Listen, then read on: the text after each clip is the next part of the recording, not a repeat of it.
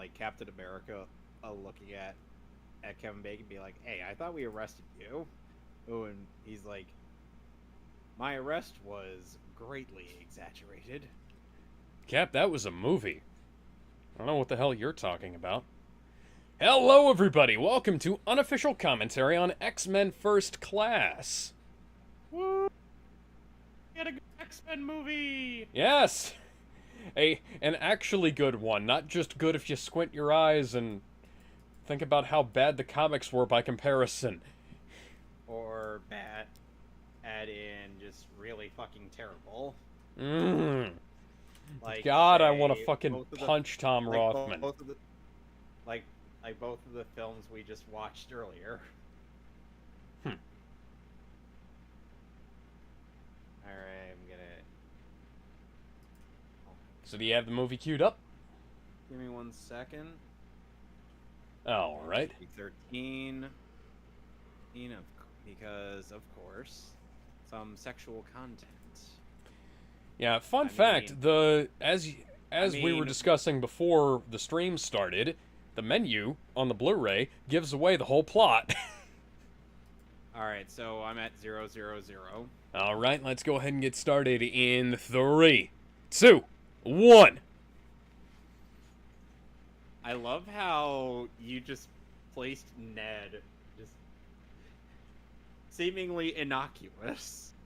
He just shows up in the middle of all this. He's like, what's going on? Yeah, try and How is find it? Ned Leeds in the background of this poster. Also on the thumbnail. He's easier to find on the thumbnail, though. I have to wonder, or if Jacob Batalon was aware of him becoming a meme. He's around our age, so probably. Oh boy. We'll be getting into the MCU Spider-Man and stuff when we get to Phase 3 next year. Yes, indeed. So, Kevin, have you looked up your Kevin Bacon number? I don't think I have one on there. You have a Kevin Bacon number of 5. What?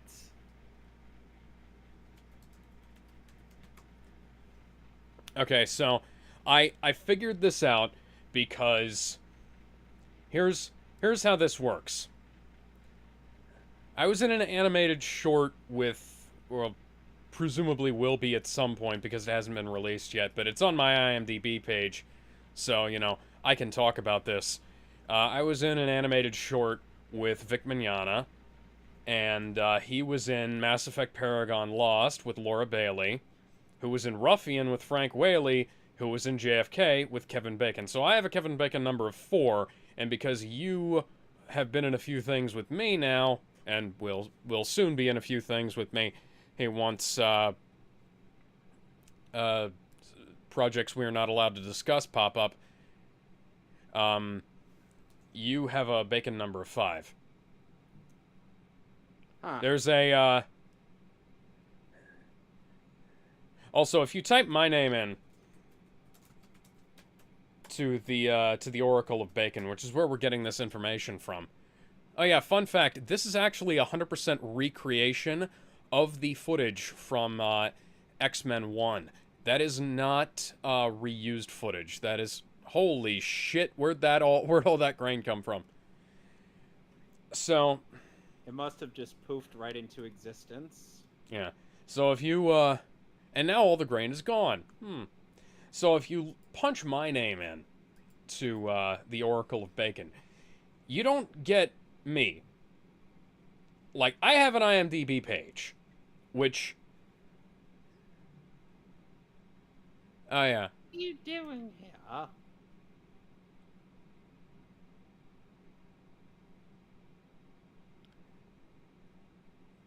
My mother's French.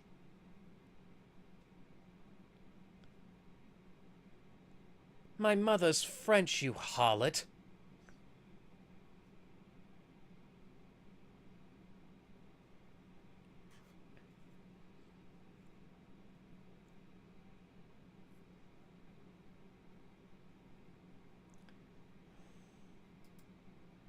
Okay, so if I type in my name on the IMDb. You don't get me. You don't get my IMDb. Sorry, not on the IMDb. On the Oracle of Bacon, you get. I'm not There sure are- how to feel. There are many things I have to ask. Yeah. Like, so we got cute little Mystique chatting up with Charles, and I'm just like, this is wholesome and all that, but She's still naked. yeah, that's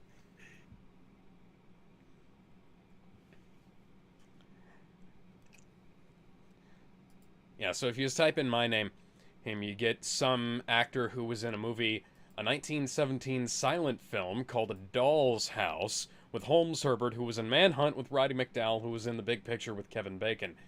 That is not me. I am not. Rose. I am not 105 years old.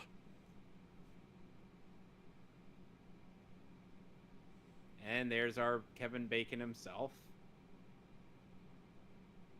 I mean, I know it's obviously Does that not chocolate bar have meth in it, Kevin Bacon?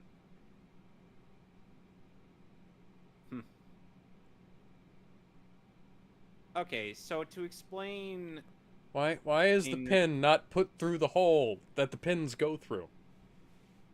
That is going to bug me. The lapel. Like, that's a lapel pin. It's supposed to go through the little hole there. your OCD can wait. I know. Anyway, I know that Kevin Bacon doesn't look accurate to the comic Sebastian Shaw, but he just has this he just does this iconic performance that I can only call Shaw Kevin Bacon. Oh yeah. Like I've read the comics and I've seen the animated series, and I'm like man, I can't picture this as anything but Kevin Bacon at this point. And of course, it's interesting how even in 2011 we still have the ability to show the Nazi swastika. Yes, well, after all, this is not Germany, where it is literally illegal to do so, except in depictions like this. Hence why Inglourious Bastards had its logo changed in the German theatrical release. What did they tilt the what did they actually put it back to the normal manji symbol? No, they just cropped it out of the poster, I think. Well, yeah, because the swastika is supposed to be the It's a universal symbol of good luck. That was why the Nazis used it. It's a manji. It's known as the manji symbol. Yeah, there was a bit in Captain Rogers and the Wonder Woman where I explained the origin of the swastika and why the Nazis used it, and how many people got pissed off by that. Ein, zwei.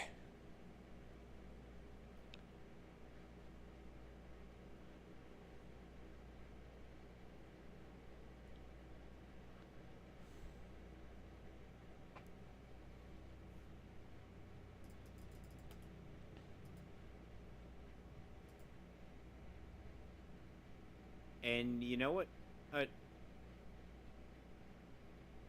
Jeremy Scott, What? You know what Jeremy Scott ended up saying about what we're going to be witnessing in a moment? What did he say? He was like, German Revenge of the Sith. Huh. Just because... well...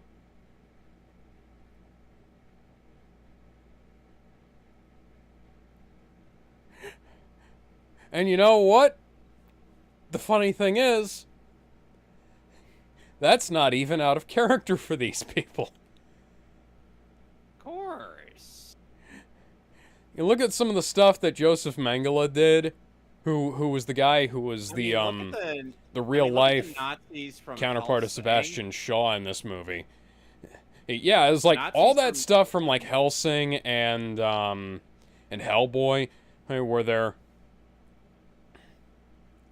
they're conducting it's only. insane experiments. Like, they never got as far as they depict it, I mean, but that's Hellsing was all pretty. stuff they were trying to do. I mean, Hellsing also had this thing where they turned the Waffen SS into literal vampires, Mm-hmm. which isn't that far off from how they actually were in real life. Yeah, I was gonna say, like, Like if you Vlad that Tepes became infamous. the Pash. Yeah, he became infamous over what he did. And imagine, like, the kind of tales that would be created if we didn't have, like, photography and things like that about the stuff the Nazis and the Japanese did in World War II. And now, Oh we yeah, get the here is a and now- shot that here is a shot Ryan Johnson ripped off for his movie, what you fucking call Looper. Oh, and here we have Michael Fassbender, playing young Ian McKellen. Yes. Quite amazing, quite astounding that they managed to get not just one, but two world-class, yeah, two world-class actors to play this character. And meanwhile, for our young Patrick Stewart and Rebecca Romay, we have James McAvoy and and Jennifer Lawrence, who we'll be seeing in a moment. There she is.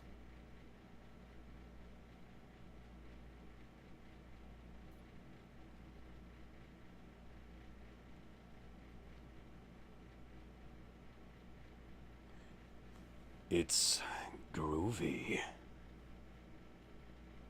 So, how do you feel about James McAvoy?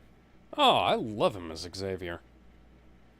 If anybody He's has to take over for Patrick Stewart in the MCU, I say it has to be him. It has to be him and James McAvoy might taking over these roles. Fassbender and McAvoy. Mm-hmm. Though we'd need to rework a few things.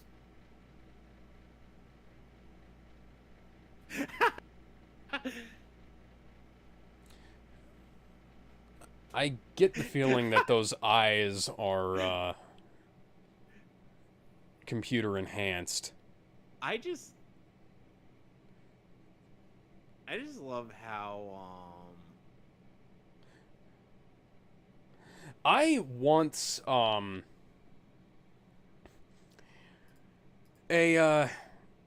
okay, so one of my co-stars in a play I was in used colored what you okay, Raven, you are a shapeshifter. Your mutation is as invisible as everything else. Anyways, like I was saying, here's the thing. But the thing she's complaining about is the fact that sometimes she can't hide. Also, fast forward to the year 2009, everybody wants to bang hot blue chicks.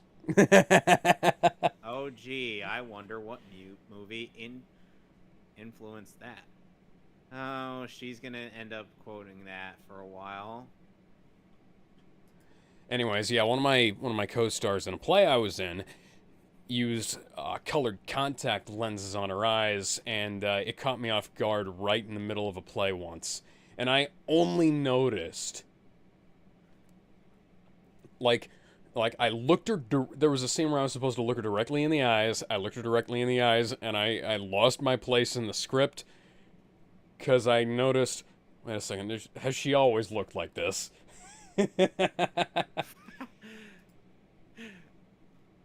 I love how they play off of each other.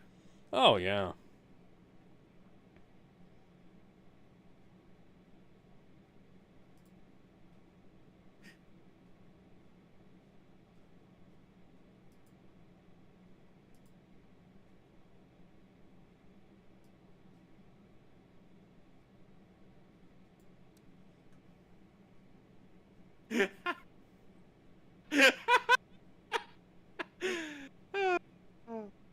it just feels so natural. Yeah. And it's interesting how Jennifer Lawrence was once with another one of the co-stars in this movie. Indeed. We'll be seeing him soon. Also, in a slightly related note, Oh, is and it? here we have French. Oh, yeah. I stole it from Auschwitz.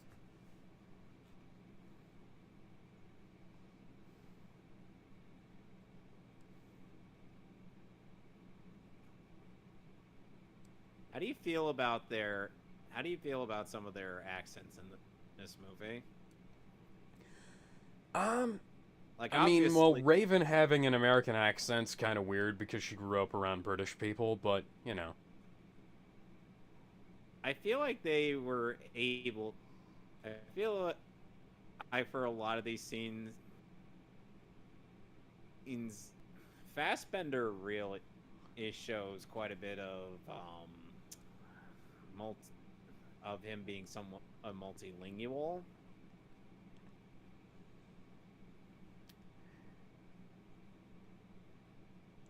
Oh, oh Oh God! man, he's pulling out his fillings.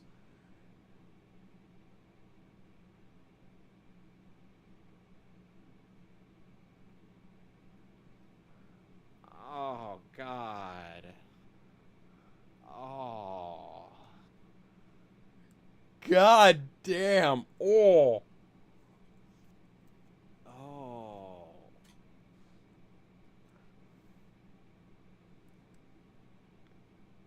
Ooh, he's gonna be feeling that. Yes, indeed.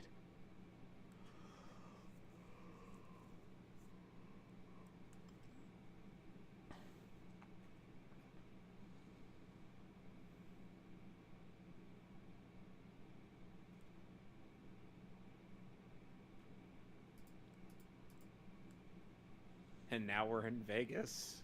And in stock footage. And now we're not in stock footage. Hello, Moira McTaggart. Who, strangely enough, does not have a Irish accent in this.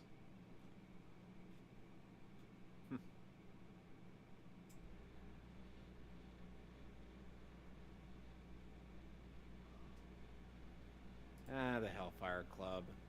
One of the many recurring antagonists from X-Men. Yes, indeed.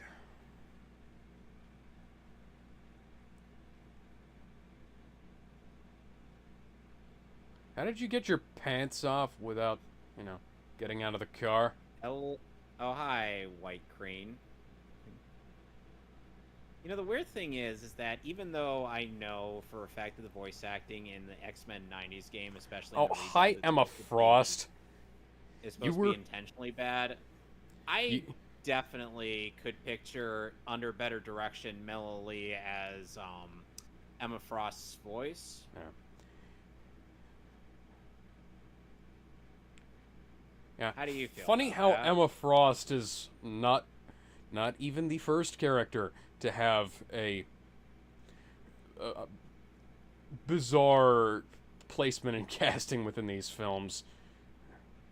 And unfortunately, Emma Frost does not reappear in any X-Men movie after this one. Yes, the last of her two appearances in this franchise. The first being in the biggest L this franchise has taken before our Dark Phoenix. Oh dear.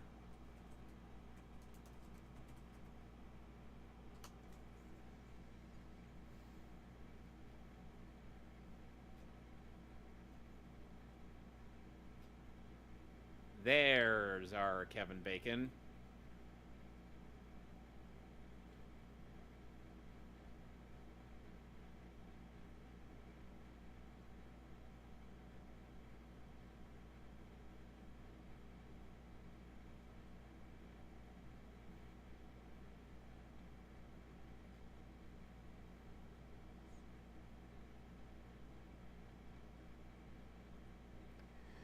as Kevin Bacon is attempting to engineer World War III.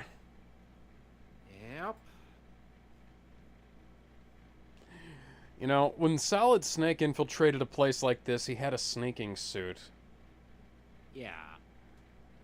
Uh, Somehow I get the feeling this is, not exactly what they had in mind. oh dear. She's like, oh, if only I could read this. And Kevin Bacon, instead of having a German accent, sports his American accent. Which, considering Shaw is a chameleon type of character, absolutely makes sense. Okay then. Alright. Whoa.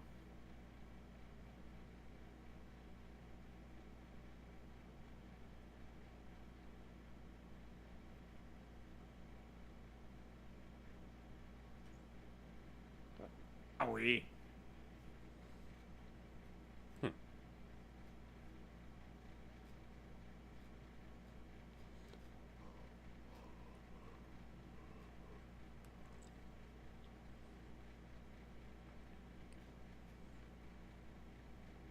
It's interesting how Emma Frost is both a telepath and someone who could turn her skin into diamond.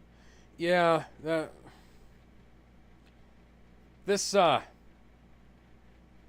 know, a lot of people will probably somewhat complain about this. Granted, you know, I've complained a little bit about this. But, you know, this movie is contradicting X3 and X-Men Origins Wolverine. As if we give a shit about either. I kind of get the feeling we can afford to contradict it. Why is Darkseid leading a high position of power in the U.S. military?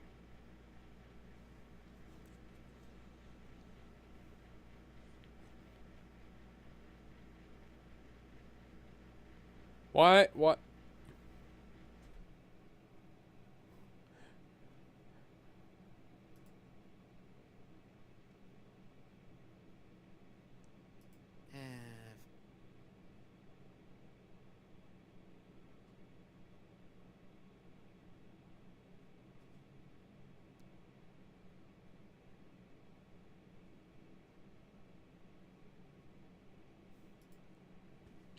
Yeah, good movie trumps bad movie, even if the good movie is contradicting bad movie's canon. Oh, wait, did I say even if? I meant especially if. Which is also, incidentally, why the Star Wars sequels are not canon. I don't know what you're talking about. Yeah, I don't know. I think I briefly had a psychotic break there, because for a second there I would have sworn, I would have fucking sworn that there was some kind of... I mean, if we do Star Wars, we'd only have like maybe 7, maybe 8 movies to commentate over. Yeah. Wait, 8, 9 movies, but I don't see. But people, but there. I mean, that's only like if you're counting.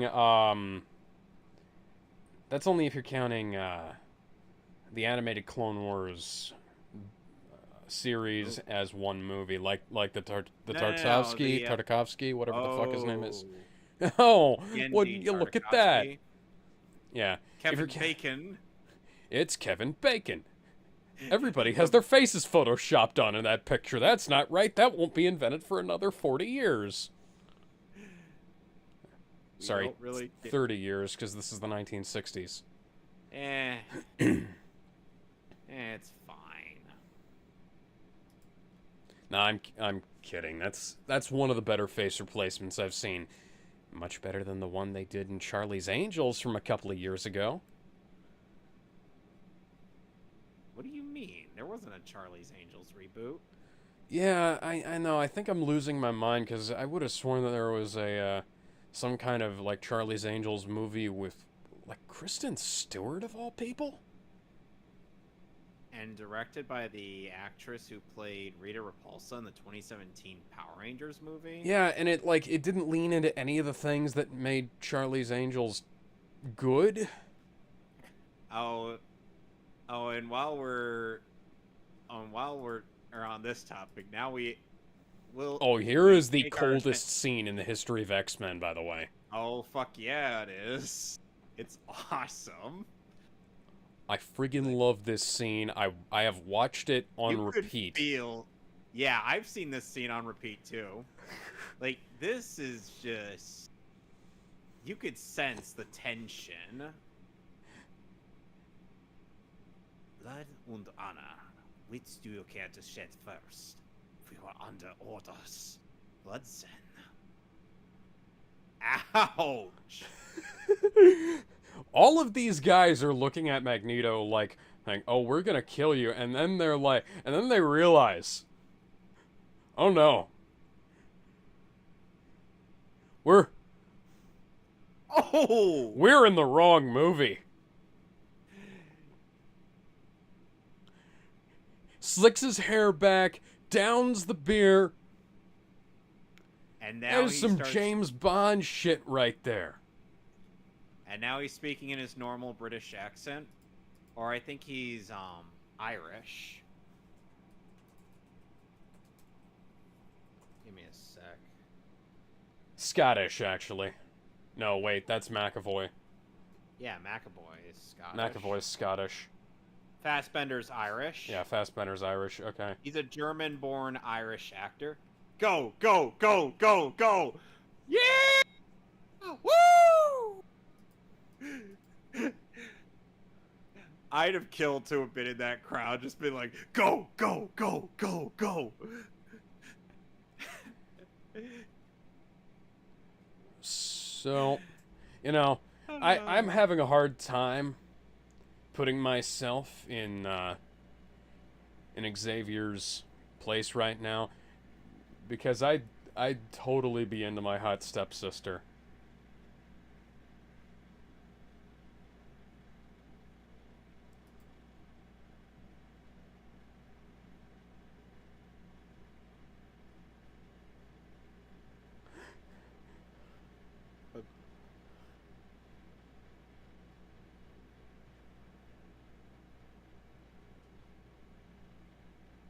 Okay.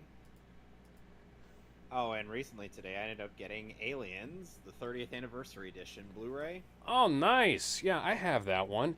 I also have Alien on 4K and Alien 3 and Alien Resurrection on DVD because fuck getting those movies in a good format. Yeah.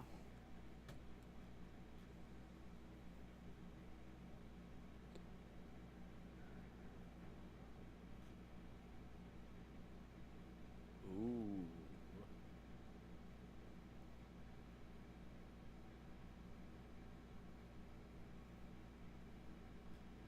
Meanwhile, in Miami. Is that a star at David on his shoulder? That's very ironic.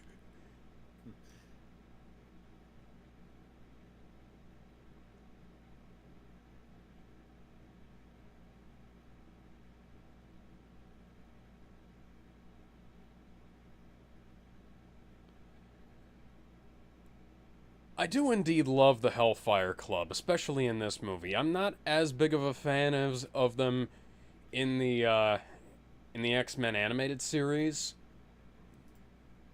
but I like them in the comics, and I like them in this. You really think you're gonna intimidate Kevin Bacon? Especially when he tells you, go ahead and do it, you pussy. Do it.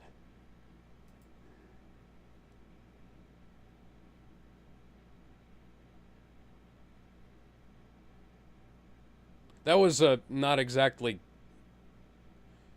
great cut.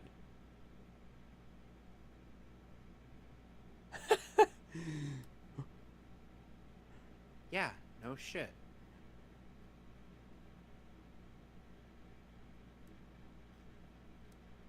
Yeah, that would explain. and how he hasn't really aged all that much. Yeah. Boop. I also took advantage of that to make him uh, unrecognizable to the Howling Commandos. Where he Yeah. goes in and then he just sucks up the life of the prisoner and makes himself younger again.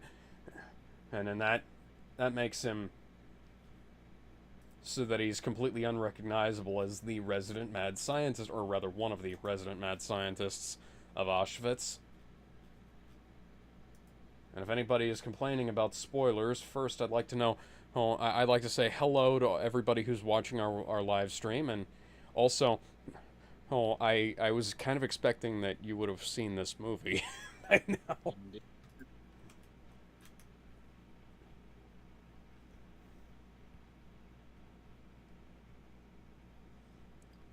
Yeah, by the way, that's Stryker's dad.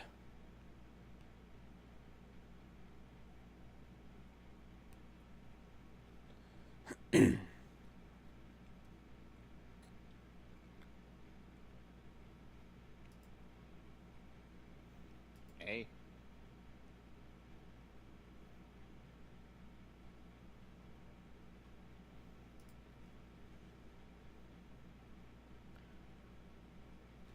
Call back to X-Men 1 right there.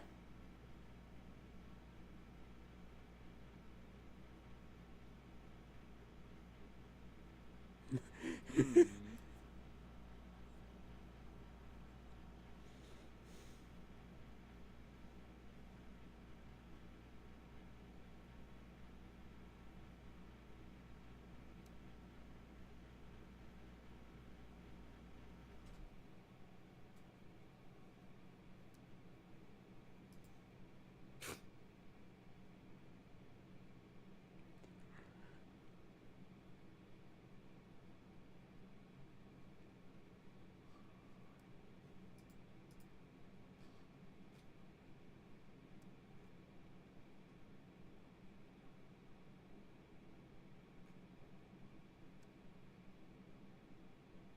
I knew it. I knew.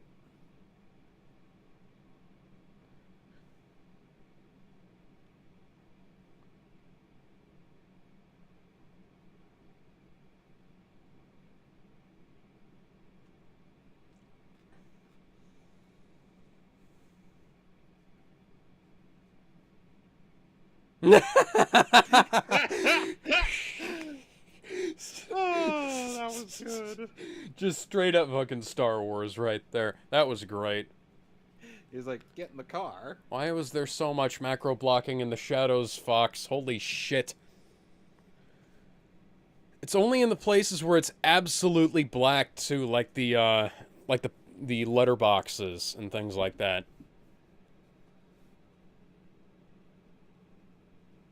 Now he's gone into. Oh boy, he's here to kill me.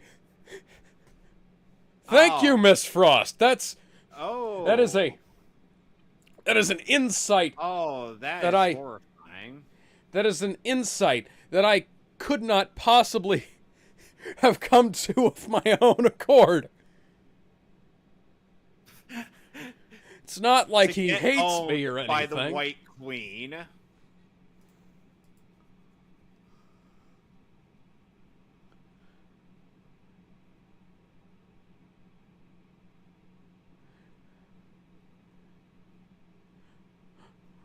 Oh shit, it's SEAL Team 6.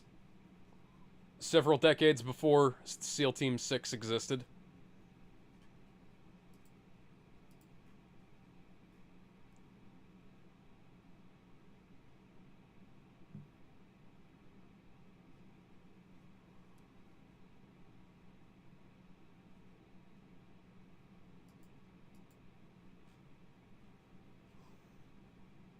Okay, then.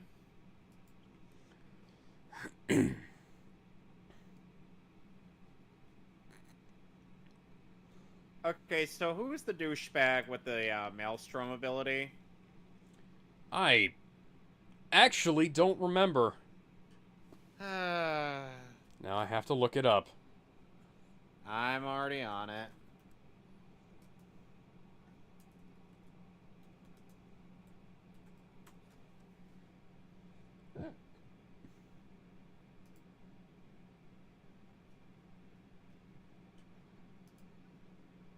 I think that might actually just be Maelstrom.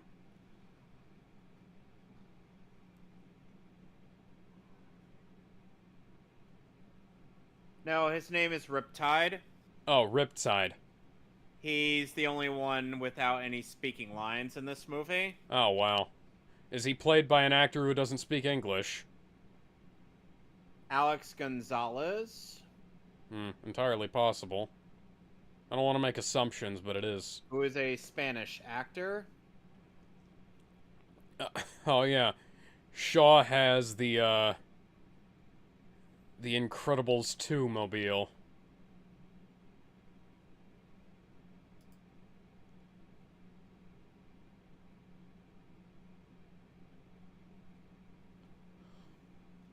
Yeah, the dude's been in a lot of Spanish movies, so it seems entirely likely that English is not his forte.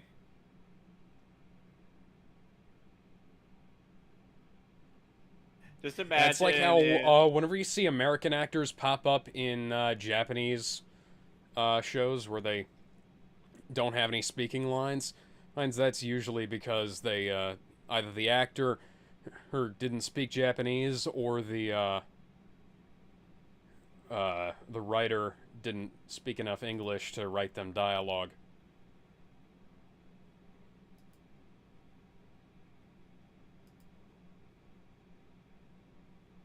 I hope Charles wasn't wearing denim jeans.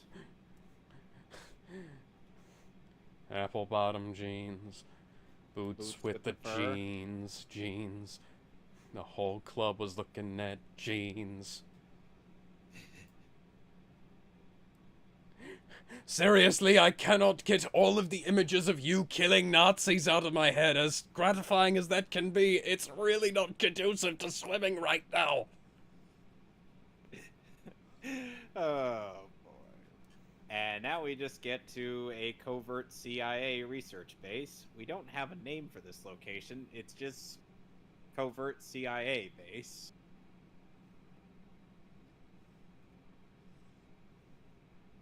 I mean, what more do you want? It's not S.H.I.E.L.D. Oh, that sucks. Yeah, because Disney owns the rights.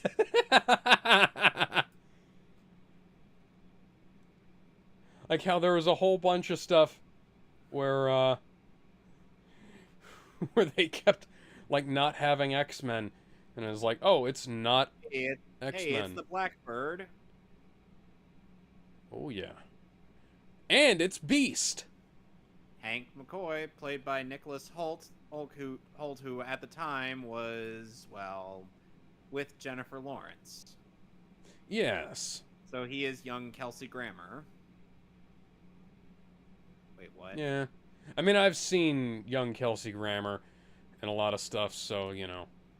I don't entirely buy this, but he's a good enough actor. I'm cool with it. That's fit. No.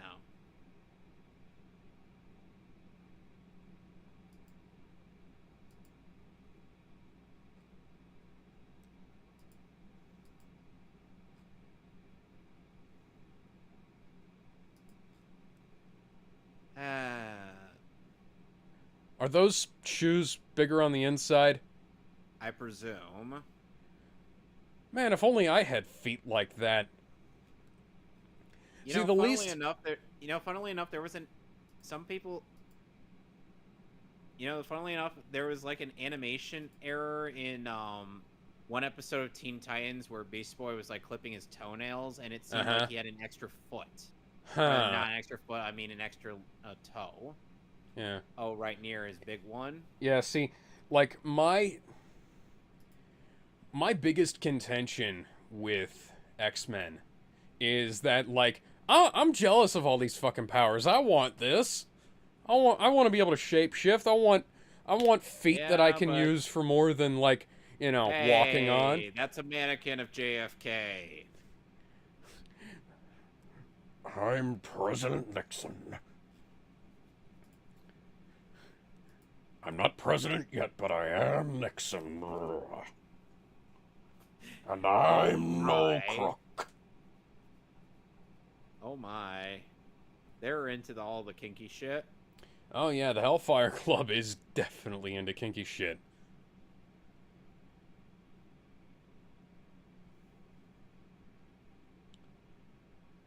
That is a nice helmet.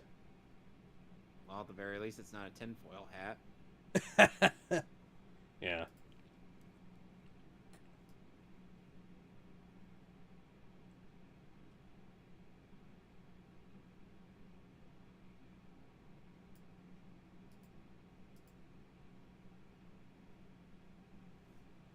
Oh, and Emma Frost here is played by January Jones. Yeah, January Jones. January. For one thing, that sounds like the name of a James Bond sidekick. And James Bond has had Octopussy. Yes, you've been going through those, haven't you? Can I not? Yeah, so have I. I've been trying to track down a first edition DVD of A View to a Kill, and twice I have been burned. Twice I have gotten the remastered version, which has like it looks like Funimation did the post processing on it. Of course. And the first edition DVD has like commentary tracks and special features and stuff on it that they didn't include with the Blu-ray. And so I'm trying to track that down, and like, I've kind of given up because A View to a Kill is one of the worst James Bond films ever made. And I 2 copies is too much, you know.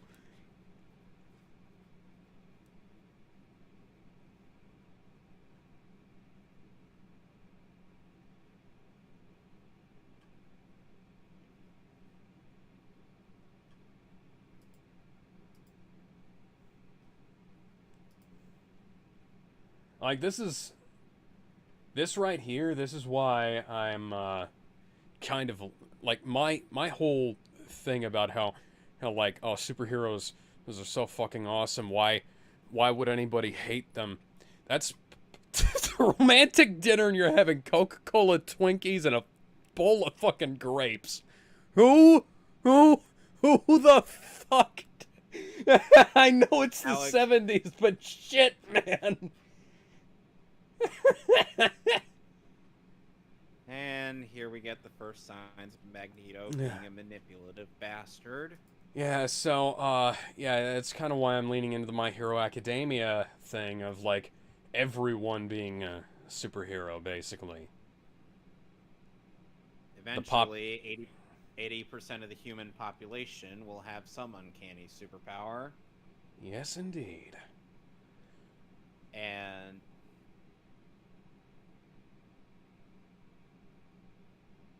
you know, what was one thing I ended up imagining based on a bit from Young Justice season 3?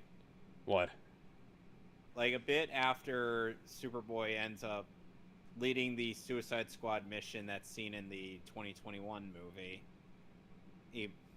He ends, thanks to Waller, he and McGann were able to get a house in Happy Harbor in Boston. And trying to think. And it's like a little while and then and the two of them are just kind of like and the two of them have gotten to a point where they're just now like sharing the same bed and whatnot. It's like Connor at first was wondering like where McGann is, and then he hears the shower run. He's like, "Oh, okay, she's taking a shower."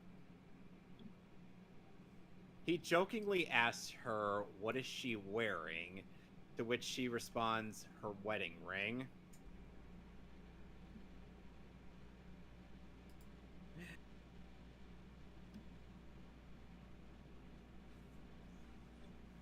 Can you just imagine? Yeah.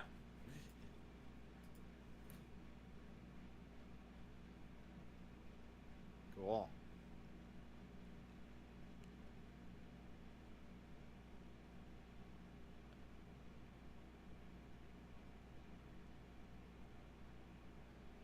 it's kind of funny how Xavier is like, he's like, what, 30, 25, 30 right now, when he's already starting to turn gray. Yeah, McAvoy is no spring chicken. Oh. Plus, on top of that, and I did know him from a movie that came out years before Let's this. see. This was 2011. 2011.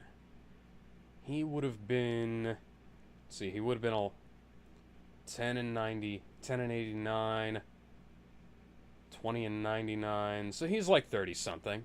Yeah. Yeah. He's like James 31. So McAvoy yeah, had that they played- probably James added some McAvoy gray to his prior hair. to this movie had played Mr. Tumnus in Chronicles of Narnia, The Lion, the Witch, and the Wardrobe. Oh yeah, I hate those movies and everything they stand for. I love the first two movies. The third movie, eh. But if you ever read the books, Alex, let's just say it has a very depressing ending. I specifically never read the seventh book because I had no desire to watch these characters that I'd come to love and now and you know gone on so many journeys with all die horribly. All of them except for Susan.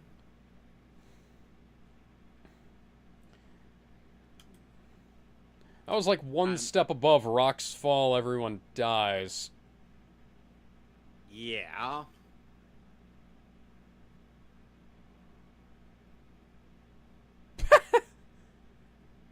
Oh. I love how. Can you hear that it's almost the Avengers theme? Kind of. Ba, ba, ba. I love how they use use decade appropriate music for some parts of these movies.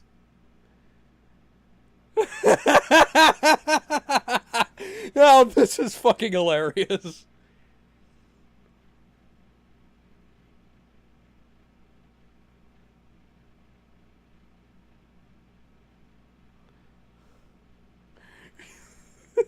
Oh, this is great. Just There's Dragonfly. the picture of the two of them just laying side by side on the bed like that is just hilarious. I'd forgotten about this. They're expecting some kind of threesome. Some people were expecting some kind of threesome. This is one of the greatest montages in film history. Yep. Hi, Darwin. Yeah. I like Darwin.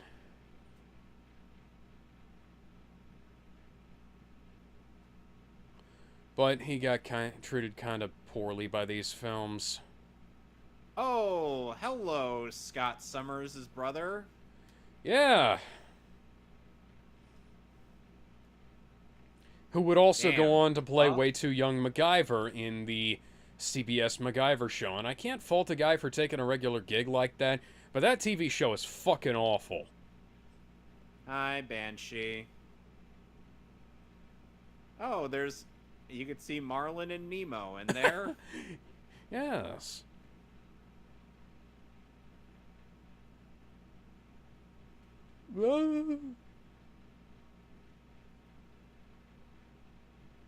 Yeah, it's kind of a shame that this movie is the only appearance of some of these obscure characters, because they were pretty neat. Yeah. Oh, and here's our obligatory Hugh Jackman cameo. Go fuck yourself. Fun fact, in the original script, it was supposed to be fuck off. Who the hell were those guys? I find it funny how when jotting out our stuff, I ended up making Logan a bit more courteous towards Charles and Eric. Know what I mean? Yeah. But then again, Logan in our version is a very different person. He's less so different, more that he's had some different experiences. Yeah. He's kind of like more open to working with others because he hasn't been completely railroaded into a bunch of bullshit. Yeah.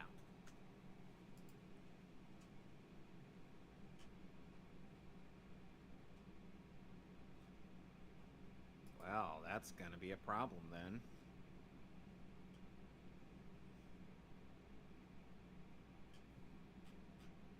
I'll turn them all into crispy bacon. And there was this one mind. It was pure red, white, and blue, the most American of them all. I don't think he's technically a mutant, but God, it'd be great to get him on our side. And then there was also this hot chick that was with him. Yes, he was with this woman who was like taller than half the men in the world, and yet somehow how immensely attractive in every way, shape, and form. And those abs, like, dear God, those abs. You could grind meat on those abs. you could grind meat on those abs, and she could crush your head with her thighs. Wait, his abs or hers? Yes. Yes, Eric. Yes. I like this nice little bit where they're just all, where they're just all showing off their powers. Yeah, you don't get much of this in, If only we had gotten this in Eternals. Yeah. If only they'd made an X-Men movie instead of trying to make another fake X-Men movie. And oh yeah, also, has anybody seen the Farmers commercials from around this time? They were great.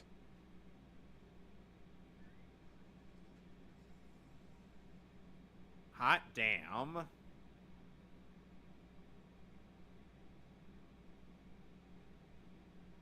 You are definitely not Angel. Angel is a man with feathery wings. And those feathers... Stage name. No, I know. Name? And feathers that are also made out of, metal at one point.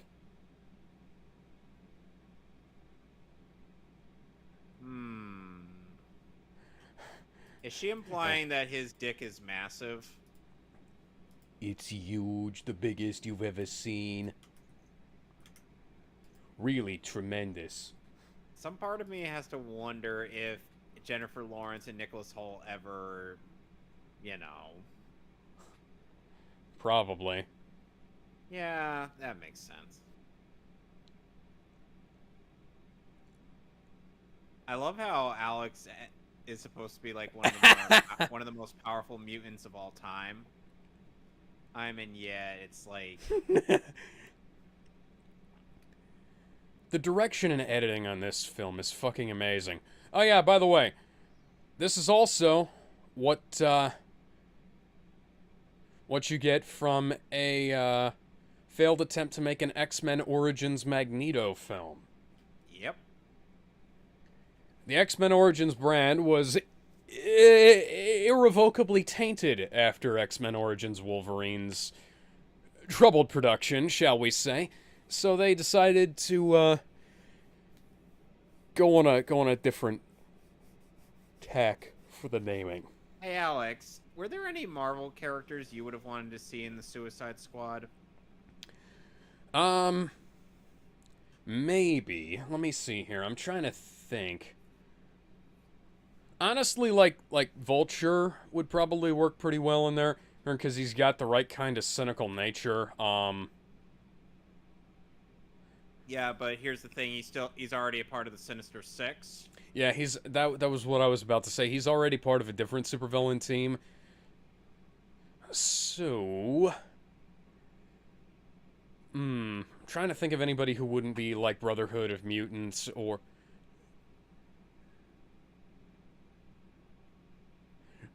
I mean, Havoc did it first. Havoc didn't do it first. What's his name did it before that, and then Fireball Girl. did it after. Dragonfly. Yeah, Dragonfly. Let's see. I'm trying to pick out any major villain that we haven't either killed off, Yeah, and turned good, reminder, or is it part of a and different reminder, part superhero team? of Superboy's reasoning for signing up to lead the Suicide Squad, because 'Cause- yes, in the comics, Superboy, Connor Kent has led the Suicide Squad at one point. Okay, so, at some point in time, I think Venom might do good on the Suicide Squad. Yeah, but would Eddie Brock be? But wouldn't the But wouldn't the symbiote remove the bomb? I'm not saying he'd be like part of the bomb squad. I'm saying like as a part of Task Force X, I think he makes sense. It's kind of like I don't know. Trying to figure out if there's anybody who's like majorly controllable, because there's a bunch of people who are oh yeah, this just shows you how great Xavier's powers really are, because he can just full on fucking Star Wars people. Yep. And he's supposed to be on par with Jean Grey. Yeah. Who is an Omega level mutant. So Charles has basically intentionally held himself back, considering the amount of potential he actually has. World of cardboard, except for, you know, brains. Yeah. World of jelly brains. I'm trying to think here, and there's like I'm trying to figure out if Pyro would be the kind to get captured like that. Because anybody, you'd have to.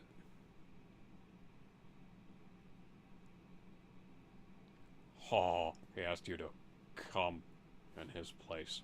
And you know, considering he knows of,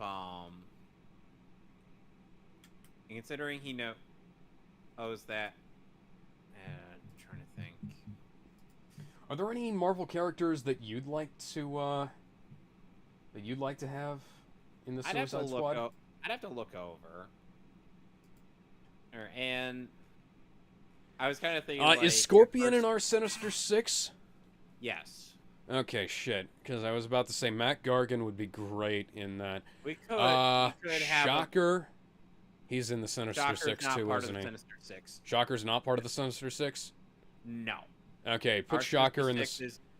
Yeah, put Shocker on Task Force X.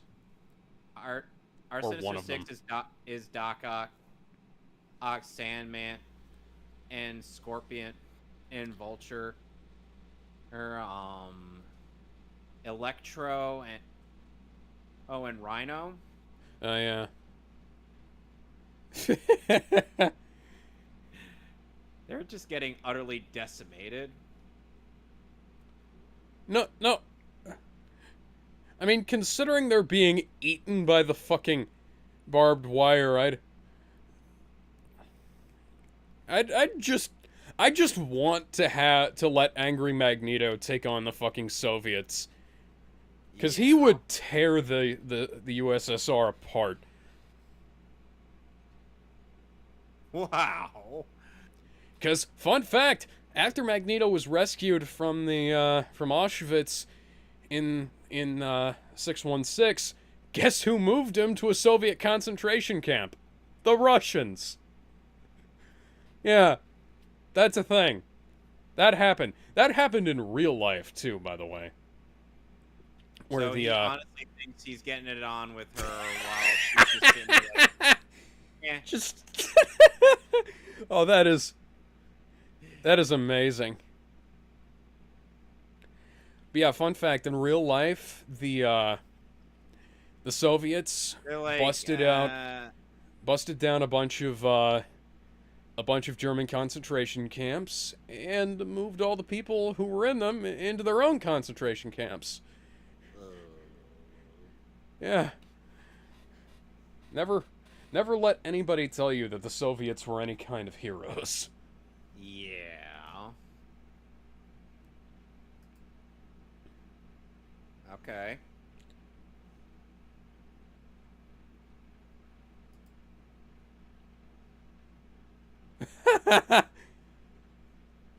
Oh, Well, Eric is definitely into the kinky shit.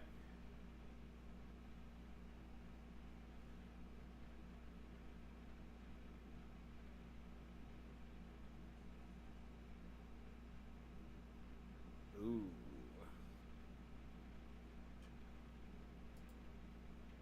So yeah, at first Connor would be a little put off from Bloodsport just because what he did to Superman before Doomsday. Because him having that whole incident with the kryptonite bullet just be like a test for the Green Rock and whatnot. Does that make sense? that might work, yeah. So at I first he was honestly put off, would I but honestly then would rather have it be like because I was thinking of having Lawton. it was either going to be Deadshot or Zemo posing as Bucky. Eh.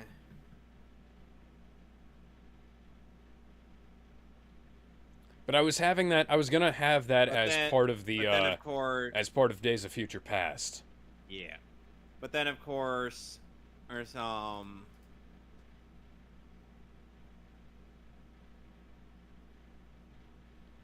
No, I'm pretty sure all of you can still die of radiation poisoning. Yeah. Anyway, a so. However, However, then they just kind of talk it out, and Superboy just kind of is like, At this point, I mean, at this point, I don't really care. But then we find out that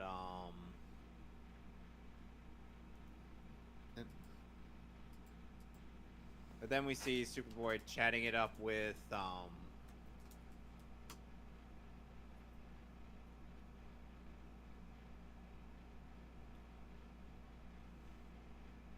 bye.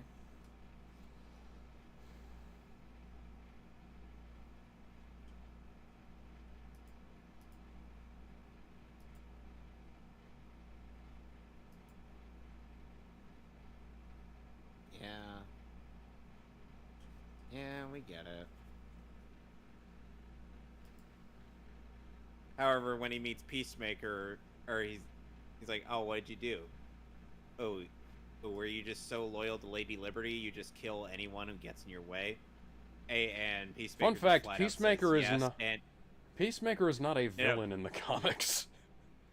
I know he's not, but this is just his character, basing this off his characterization in the DCEU. I think he was. I can't remember what. Like a good neighbor, State Farm wasn't is there. Yeah, he was in. He was in the Brave and the Bold comic, if I remember correctly. Right. Oh well, there goes all of Like our I not said, Shield people. like I said, there's not really much I could go off of other than and the DCEU version. So, and so, John Cena's just like, oh, it's like, oh, you're smarter Yes, than you look. And the Superboy's man. just like, I was being sarcastic. The man can absorb Kinetic energy. kinetic energy. Hey, what the fuck do you think he's gonna do?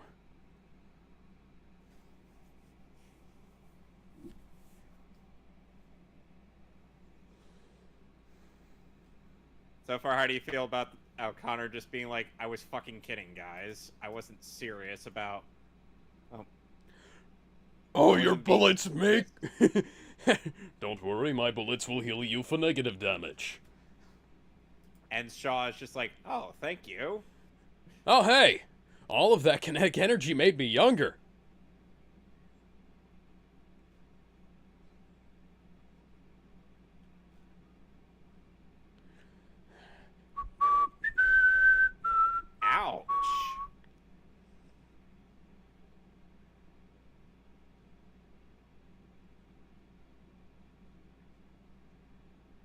CinemaSins criticized as part of the movie being like, "Oh, Sebastian Shaw could do all that. Why does he need 8 people to our start a nuclear war?" Because he literally feeds on energy.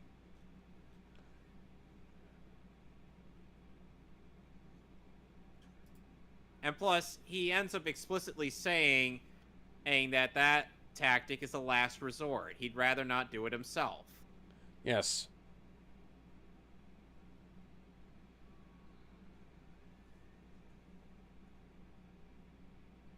However, that's a lot of bloodless carnage. Yeah. It is a PG-13 rated movie, though. Yeah.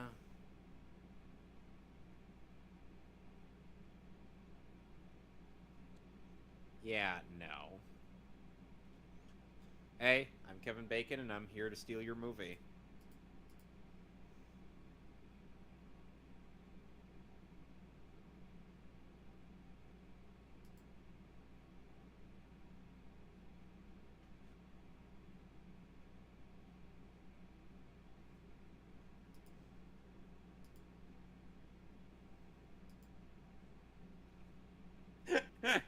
What was that guy gonna do? Let's be That's a realistic good here. question. What did he think he was going to do? What galaxy brain leveled play was he going to pull? Was it something on par with Sosuke Aizen and Light Yagami?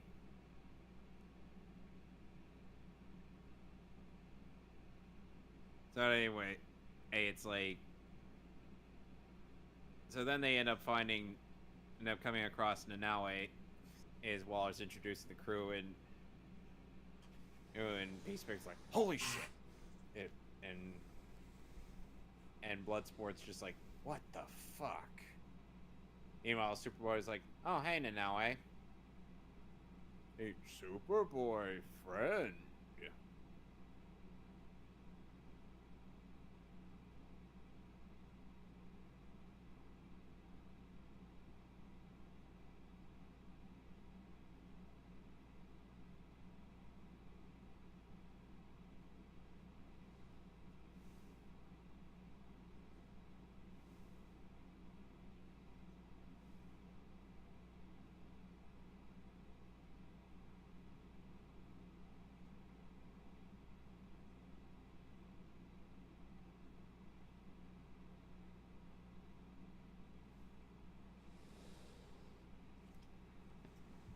Indeed. He would say.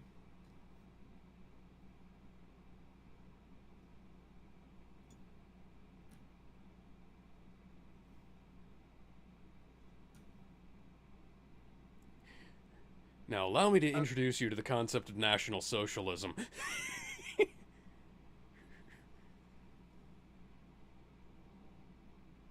Uh.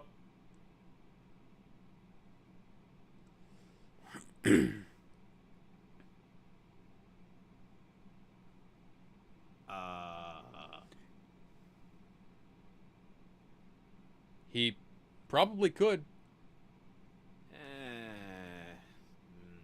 Not really.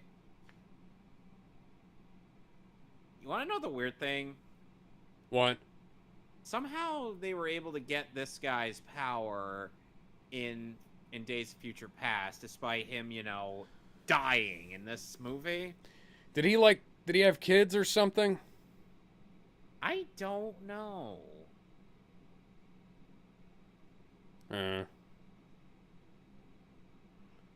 meanwhile, Red Sun Superman just be all like,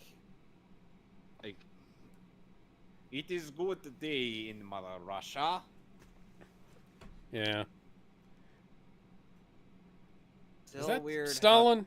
Is that supposed to be Stalin? I think it is.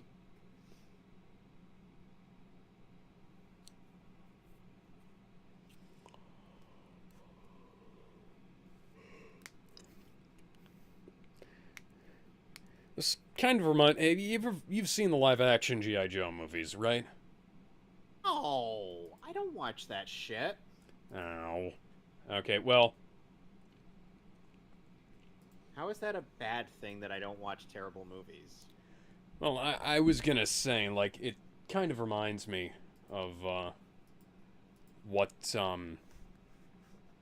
Christopher Eccleston did in that movie. He played Cobra Commander in that movie, and he was selling weapons to both sides of a major conflict.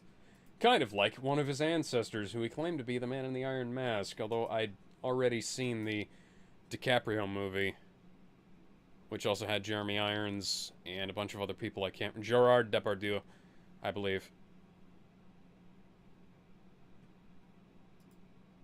Man in the Iron Mask is a great movie, by the way.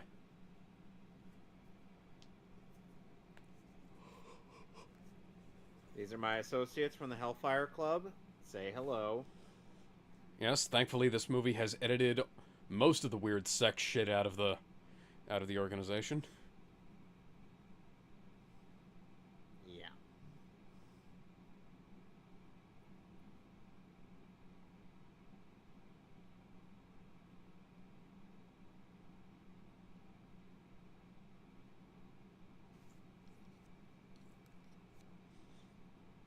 Well, we probably could, but it would require several brooms and a Yeah. dustpan. Yeah. And it'd be a large box of rocks. We're going... Yes, Eric, we're going to avenge him, like we're some kind of vengeance club. The Revengers? Yes. You know, it's weird how Thor Ragnarok had more members of the actual Defenders than the Defenders TV show. Yeah. Oh, I can't get over that.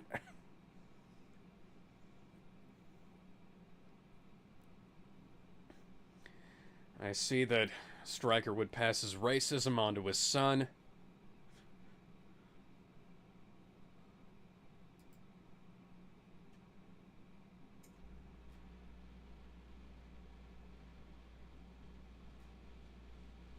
And here's proof that Emma Frost could literally just break out of here at any time. Boop.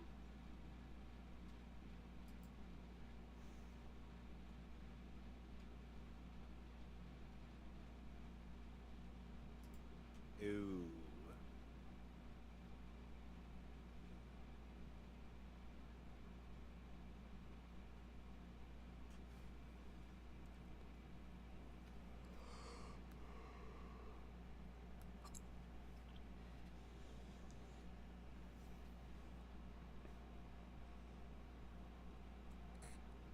And there's Darkseid giving a speech.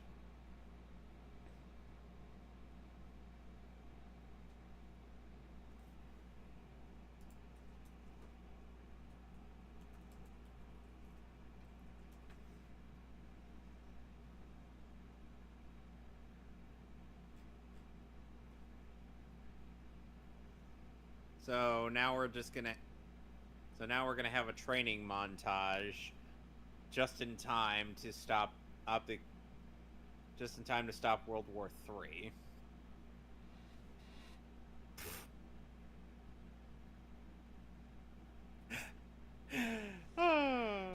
God, Mystique is such a slut. Of course she is.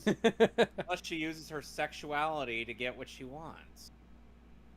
And yet CinemaSins says it's supposedly such a bad thing because Yes. Jeremy is a hypocritical Puritan.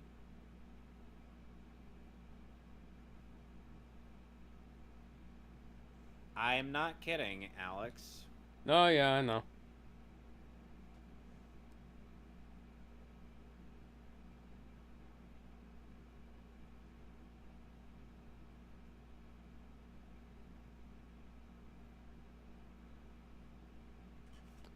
Oh, yeah. Incidentally, Stan the Man was unable to cameo in this movie. And Because- in Days of Future Past. Yeah, partially because they were shooting it at very far away locations. Yeah, on top of that, I believe they were also shooting Thor and Captain America. Yeah, so he would have been in Arizona and Georgia around the time this movie was being made.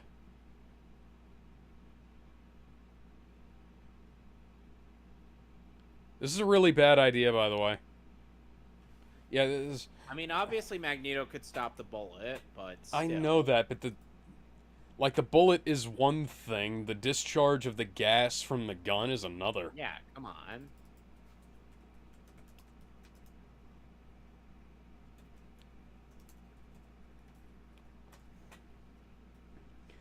Yeah, John Eric Hexum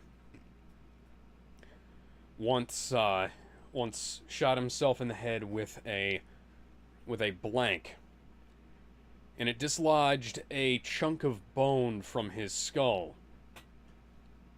Oh my, That yeah, that's a very that's a close to anatomically correct mannequin. yep. Note that I said close to, not entirely anatomically correct, because it's still a mannequin. Mm-hmm.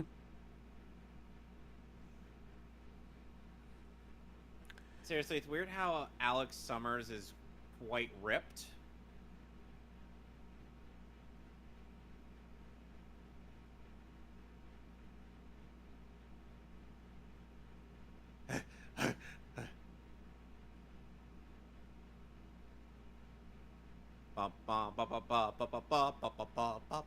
Can we just cue the Rocky training montage theme? Sure. Or no, wait, even better.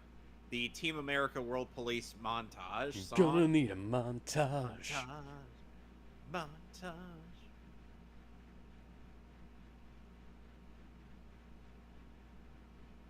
See, now this part gave me the idea of Yeah, J.K. Simmons was in a farmer's commercial with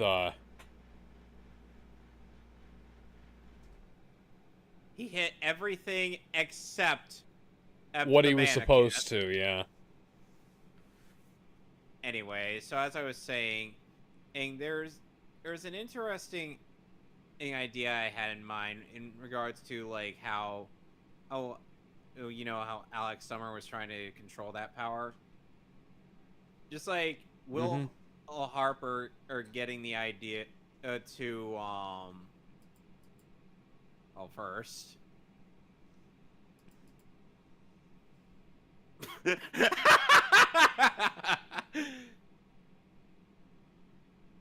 Hmm. No, don't take off your pants. That's not what I meant.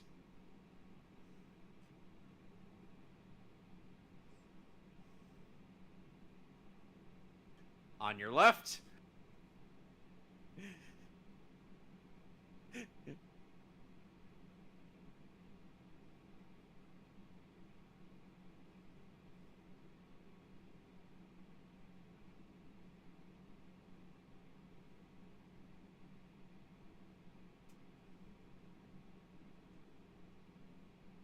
Hmm.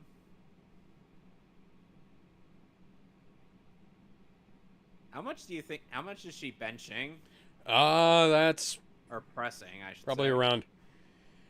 That's probably around 50 pounds, I think, 50 to 70. Meanwhile, Gar could bench like 250 No, it's without a not even. spotter. Yeah, it's like 10 and 210s and 225s, so it's probably 70. Yeah. Like I said, meanwhile, Gar could bench 250 without a spotter. Oh yeah. And in his human form.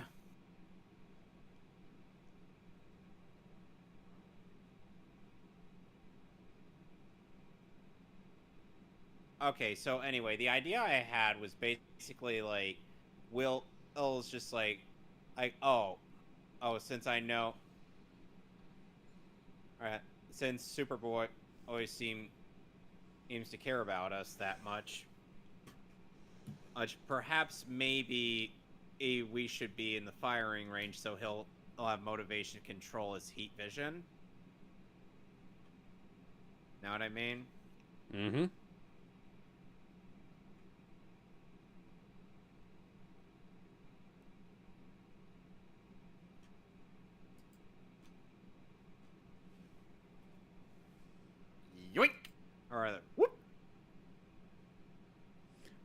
worry, he's fear got you enough. might have killed him.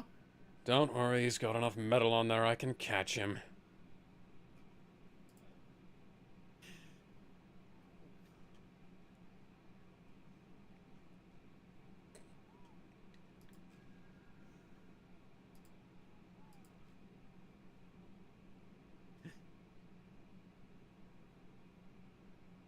Hmm.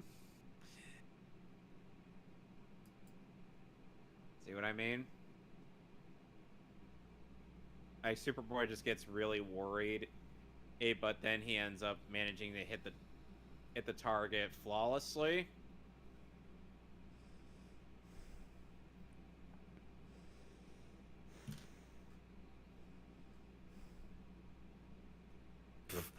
Hmm.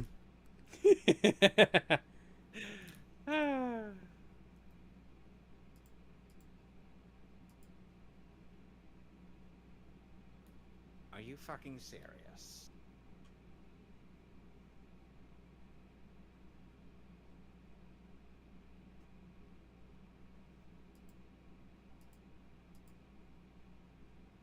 I can't do it.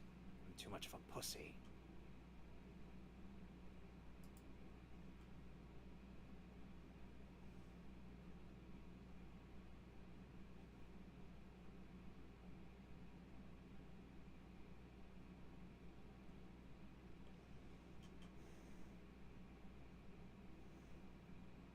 Oh, wow.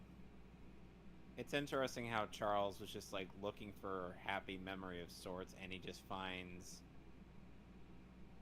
that. Them celebrating Hanukkah.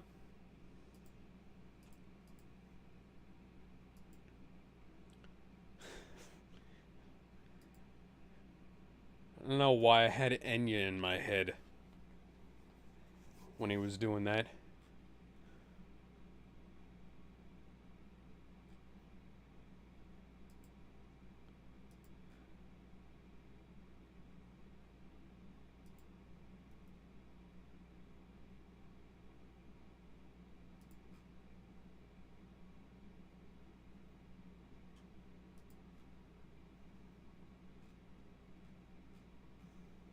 Does that sound like foreshadowing to you?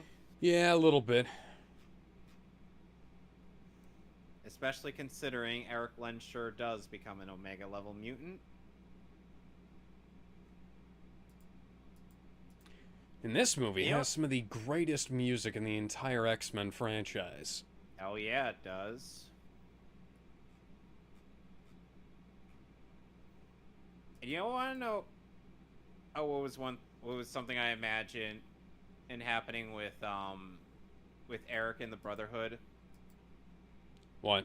Like I imagine after Days of Future Past, as they'd be like we're grateful for what you did, but you're still kind of criminals, so we do need to do something. But then Eric is like, no, I had an idea for some time now.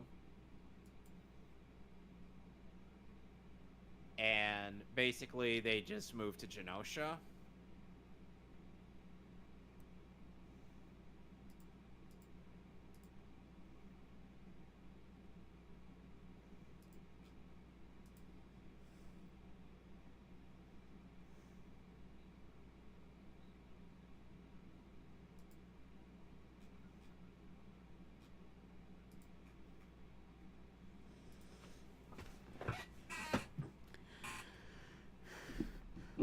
Well, where's Captain America? Currently frozen in the Arctic somewhere, sir.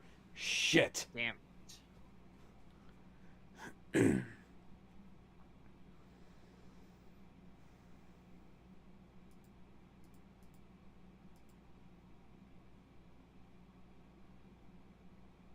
Except for Charles Xavier, or Eric Yes, Lensher, the or Raven Darkholm, the X-Men. Hank McCoy, wait, Alex Summers.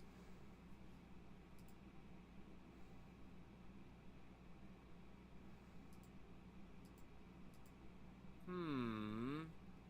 This sounds like that sounded like a bit that might be reprised later on in this timeline.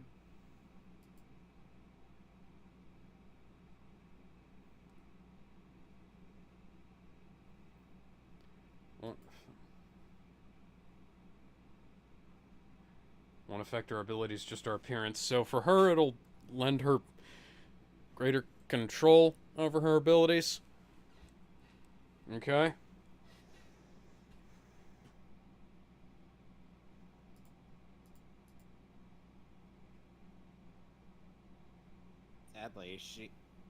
Sadly, she is onto something. And if he injects himself with that, he is going to turn into a big blue furry... into a big blue furry Kelsey Grammer. And he's going to have a radio show in Seattle.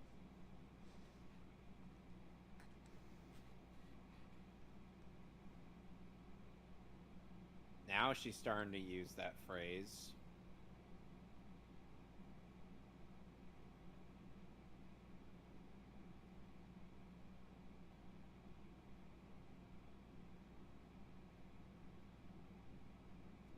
Yes, they are. Have you seen the internet? No, the internet hasn't been invented. Shit. Hank, you're a literal moron. Hank, can I introduce you to the concept of hentai?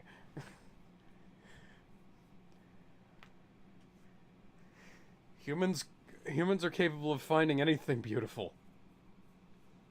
Yeah. We are the weirdest characters, we are the weirdest anything in the entire fucking universe. And I'm sure that's the reason why aliens would be fascinated in studying people. They'd just be so confused. Be like, what's with all this what's with all this strange stuff on here? I mean, it just seems odd why any of these humans would do such things to each other.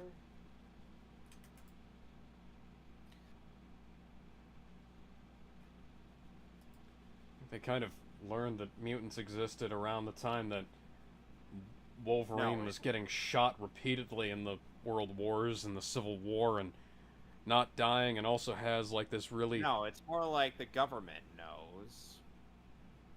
Yeah, but those records are publicly accessible, though. Some parts, yes. Maybe other parts, no.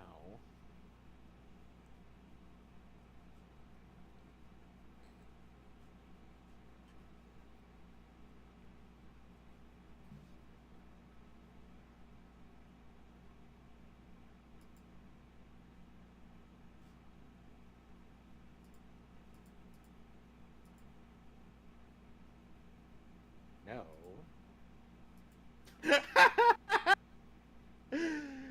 Oh.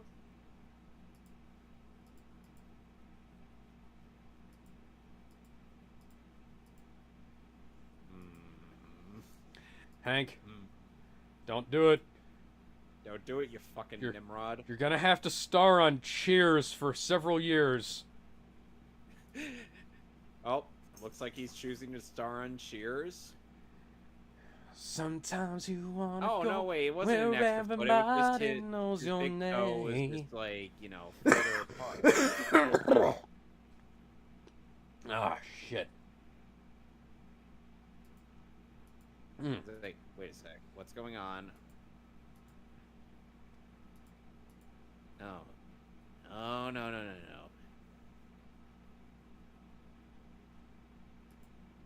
Oh, he's Fun fact, this is out. similar to... Yeah, this is similar to what the Incredible Hulk did to himself. He'd figured out how to control it. His transformations. He'd figured out how to control his transformations. And reminder, that was Hank what led to McCoy Green Hulk. Is one of the smartest characters in the Marvel Universe. Oh. Magneto just walks in and is like, Hank, what the fuck? He's just be like, Raven and Miss Darkholm, are you trying to seduce me? now she's turned into Rebecca Romay. Oh, that is a great call forward. And now we have another meme.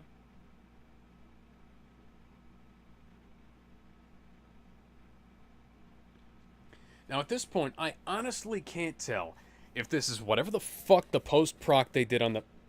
What? Why is there... Yep, there's the meme. Yeah, I'm sorry. I was just... I was vaguely distracted by the shark teeth at the bottom of the screen. Can you see that, by the way? You know, like, look at the bottom of the letterbox. There's, like, shit on it. Yeah, I kind of see it. Yeah. And I can't tell if this is, like... Hang on. I have to look this up. Magneto, once again, being a manipulative bastard.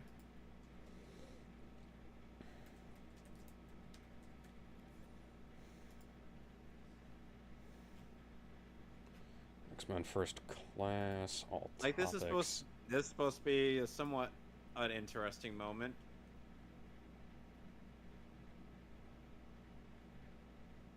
Yeah, God.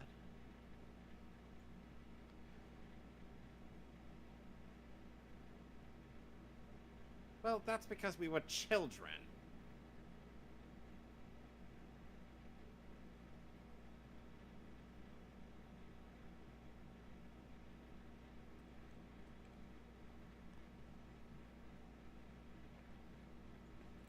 Okay, so I think what they did is they've run a sharpen filter across the film, which is why the grain stands out as much as it does. Either that, or they've run some kind of like degrain regrain across the screen whenever there's visual effects. Because some things look like perfectly marked X. Perfectly smooth. Oh my God. Like they were shot digitally, and then some things. I know you and Hank weren't, getting it on. Well, yeah, we kind of, Digital intermediary 2K. Yes, we do.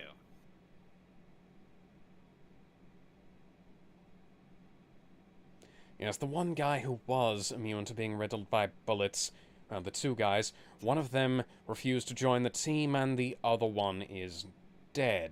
So... actually, Wolverine could still die. Well, he'd die, but he'd come back.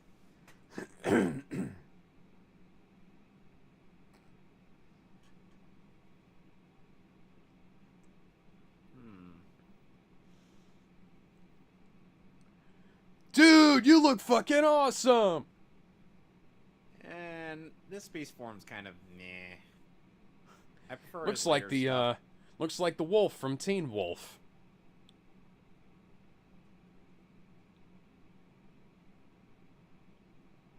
Okay, so why do you still need glasses, Henry?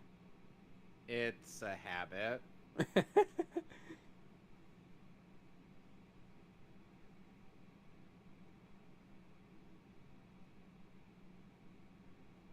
And kind of a shame they broke up.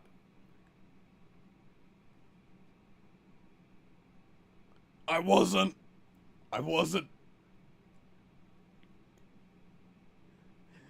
Does Hank McCoy have to choke a bitch?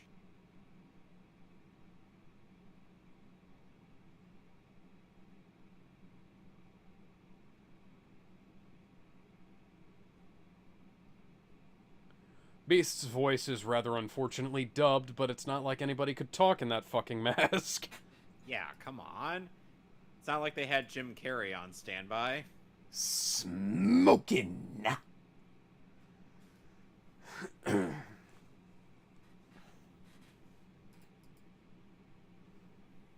And once again, Michael Ironside is still not giving a fuck.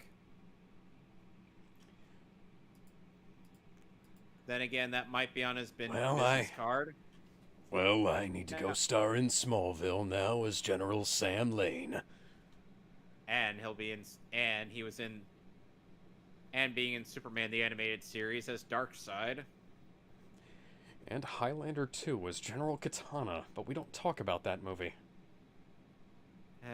Go watch our unofficial commentary on that piece of shit. Yes, in which I photoshopped Michael Ironside's face onto Darkseid.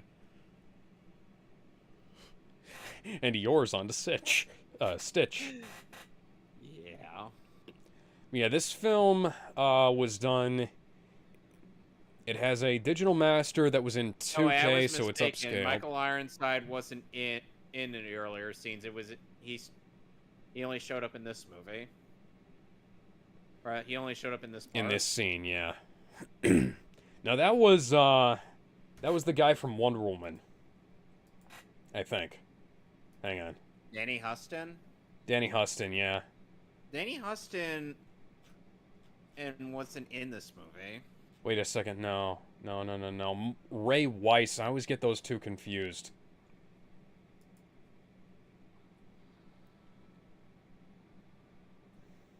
And there's the Blackbird. Yes, Ray Weiss, also known as Leland Palmer from Twin Peaks, Hal Gardner from 24. There's also in Swamp Thing, RoboCop.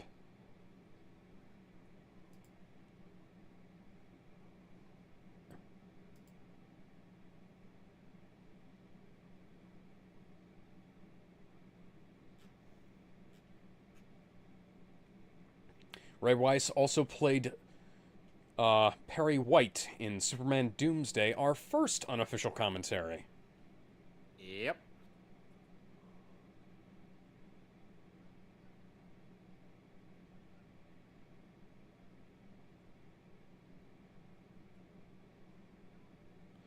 And he also played Jim Gordon in the animated adaptation of The Killing Joke. He could literally just Omega Beam that.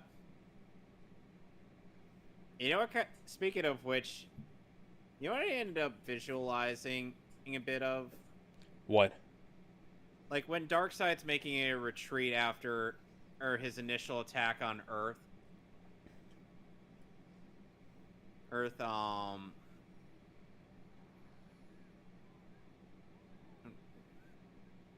He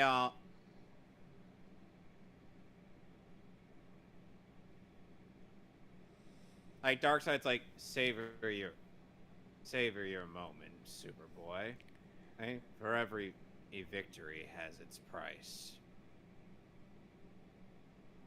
And Superboy braces himself for the Omega Beams that would attack him, but it just goes right around him. Why did the Russians fire on their own people? Because Charles did.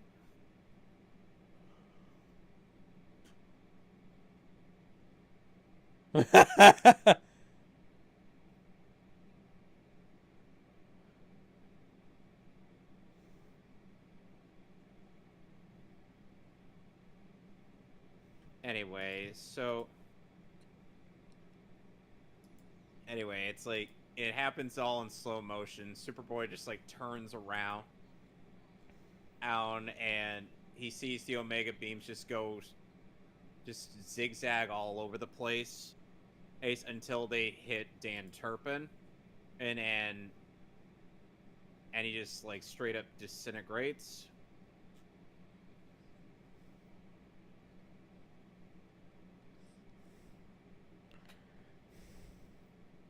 And you could just imagine, and that everybody's just like, what the hell just happened?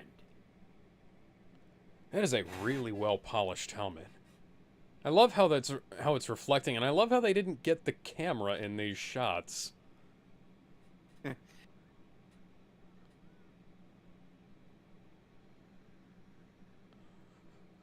How do you feel about this Blackbird? I like it.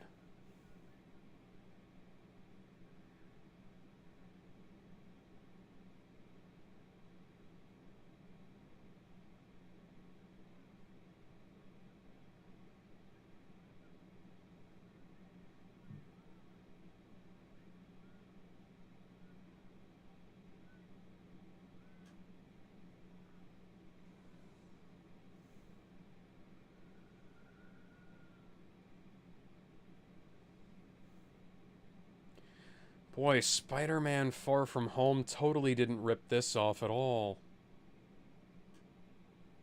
In no way, shape, and form.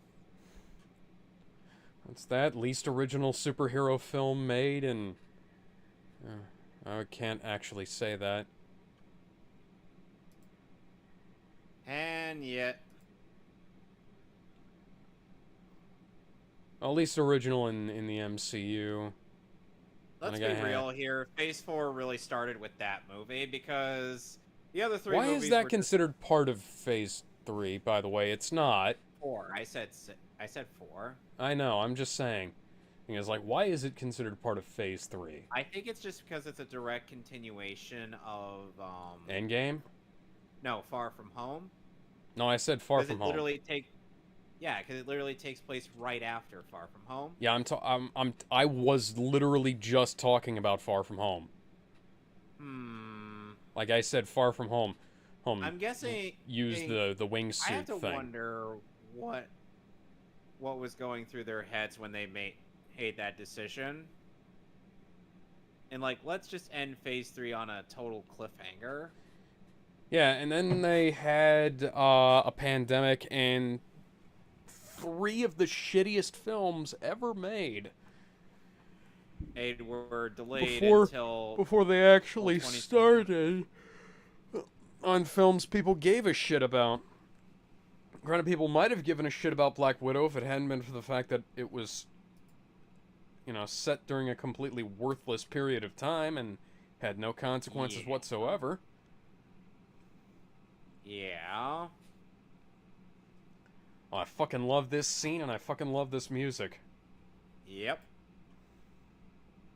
CGI here is pretty good too. Oh yeah. Unlike in X-Men: The Last Stand. Yeah. Or Black Widow. Or Origins Wolverine. Origins Wolverine, which only came out like 3 years before this. Or the Shang-Chi, yeah, which... Shang-Chi... Civil War... Like I said, we'll get to Civil War when we get to Civil War. Guardians of the Galaxy had better CGI than Civil War. How?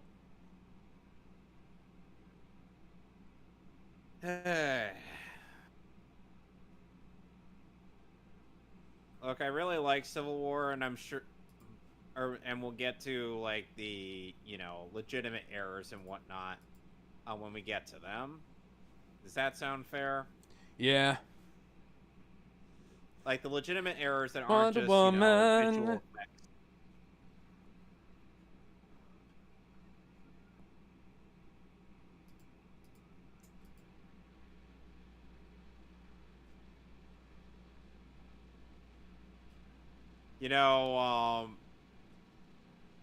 It's funny how I think the, I'm not sure if it's McAvoy or Fassbender, but one of the two who just likes playing around with the yaoi fangirls on Charles and Eric. Honestly, like, oh, shit.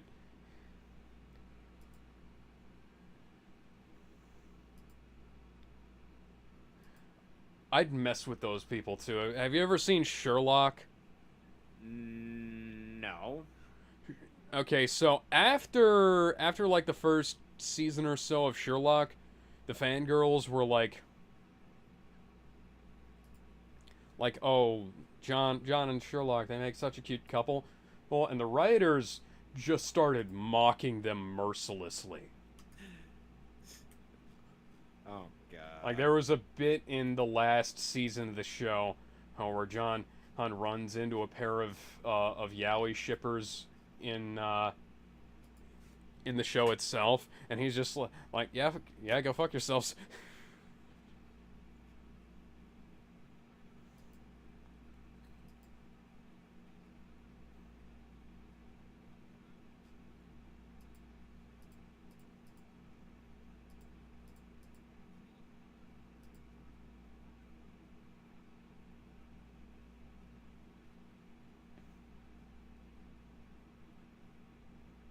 That makes sense. Let's not waste you just yet.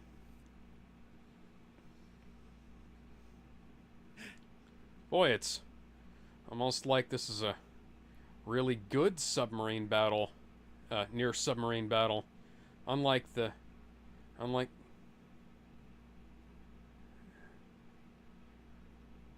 Ow. unlike the shit in, Injustice. Riptide just gets utterly dunked on. Owie.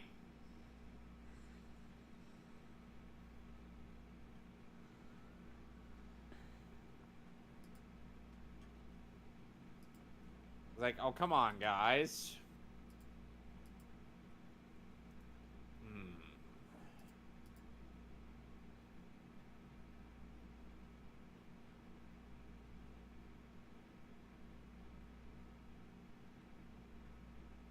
He's like, oh dear.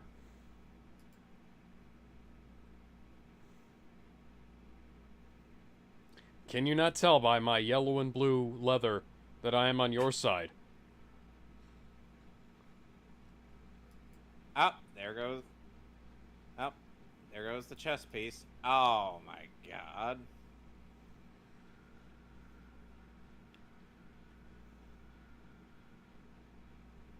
Sorry, hot stuff. Oh, we gotta fight you now.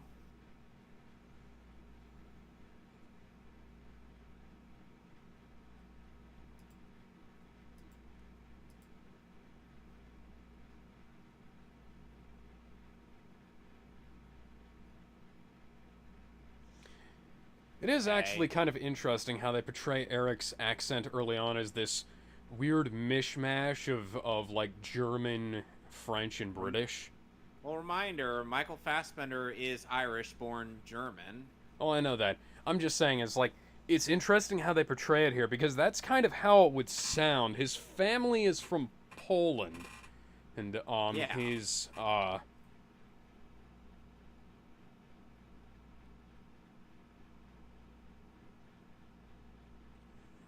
he spent a lot of time around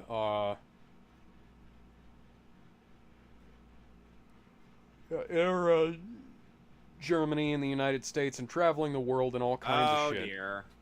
Not a good idea to punch someone like that. New.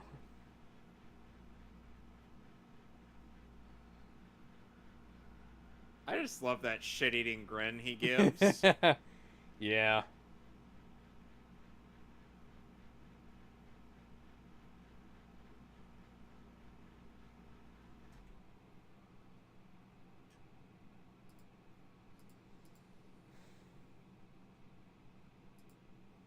Oh, come on!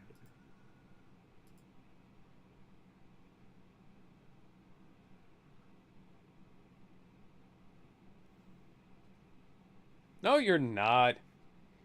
You're a fucking Nazi. You don't care. Yeah, really. Ow!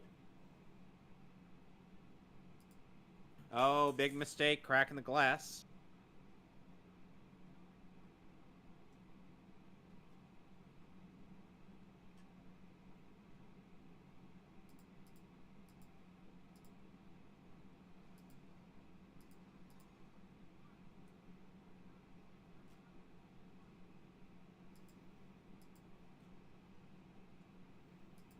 You okay, man? Yeah, just... Ooh. Hey, finally got control of it.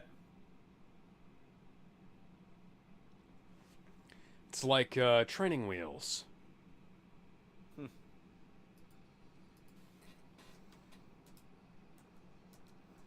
Well, now Magneto knows there's metal in there, so he's just gonna bend it all. Yeah, he could literally bend the magnetosphere to his will. That's how he flies. Have you ever seen Ultimatum, I think it was, where he fucked up the rotation of the Earth? No, but I have heard of that. Bad. Very bad. Very bad. Very bad comic. But And his Oh, ace will he's just gonna get need some dunked time to on. kickstart his heart.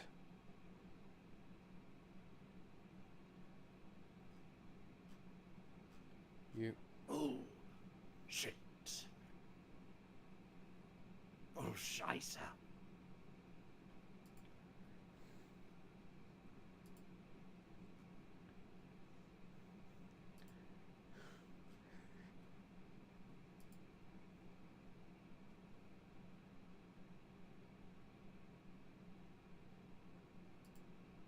But you're not Weapon X.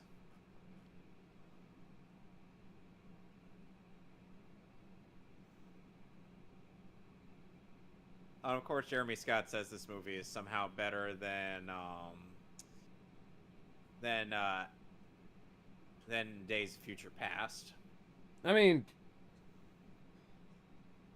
Days of Future Past is pretty. This movie's pretty fucking good. Days of Future Past is pretty fucking good. But this is not as good as DOFP.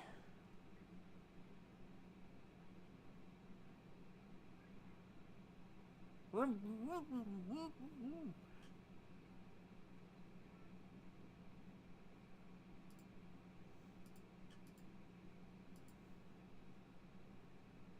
want to give you a kiss. I want to give you a big sloppy kiss right now. Mm. And he's like, "Why are you doing this to me while I can't move?" Because I feel like it. Yeah. Shouldn't have done that. And he has the coin. You remember the coin? Yep. And I'm going to move the coin.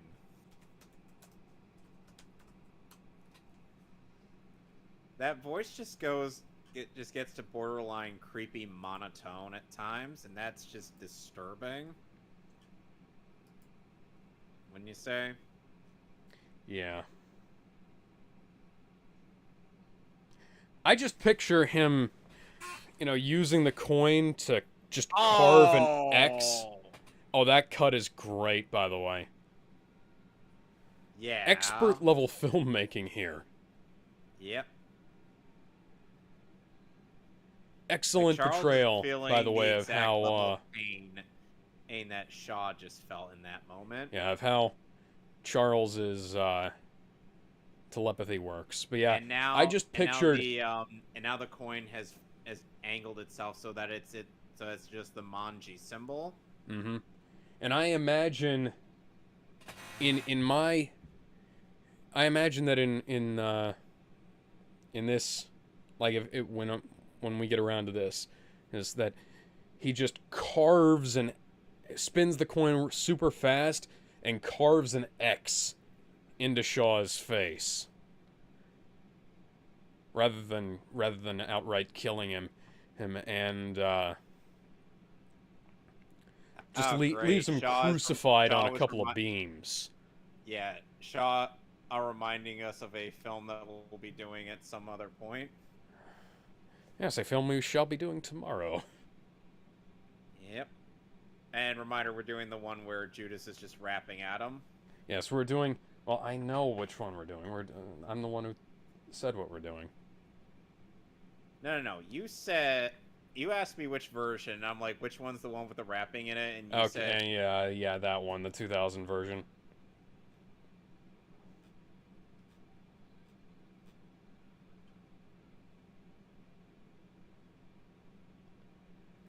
But I imagined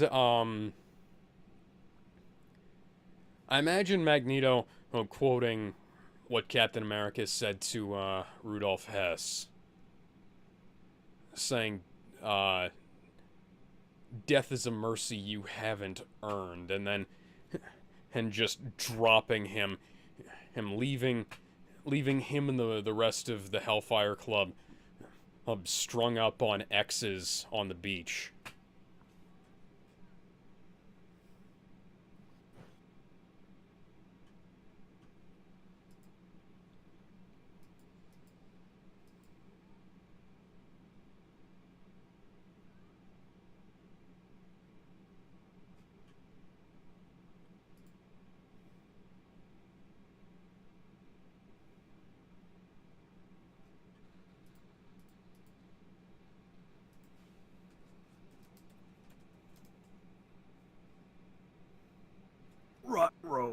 key.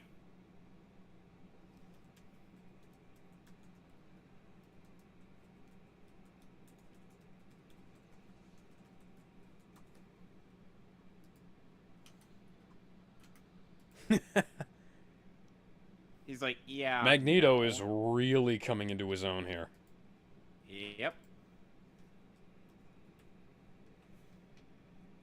If he were he were the better person, then he would just drop all those.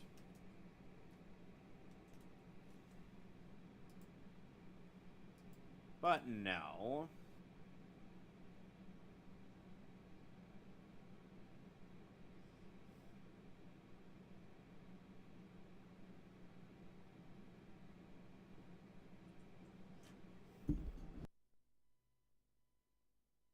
That was the wrong thing to tell him.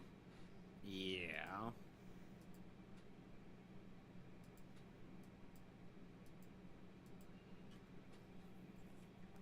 Fun fact, never again was the catchphrase of a terrorist organization called the Jewish Defense League around this time.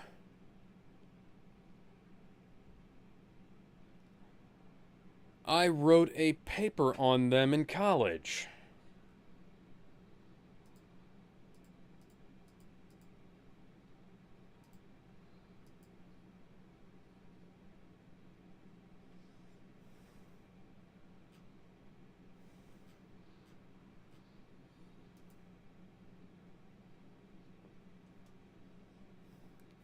I will see you all on Apocalypse. Yeah. Sort of a representation of the Cold War in a nutshell there. Or it's like just... Oh, yeah. And here we contradict X-Men 3 and X-Men Origins Wolverine all in one go. Not that anybody gives a shit because, you know. Fuck those movies. Yeah, fuck those movies.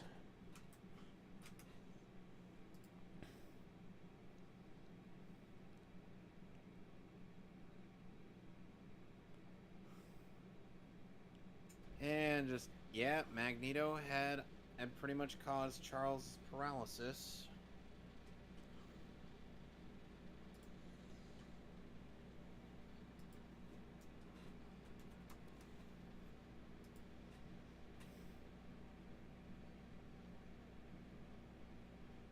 Those are modern American dog tags. With the rubber my. around them. You guys had era-appropriate dog tags in the last movie. What the fuck?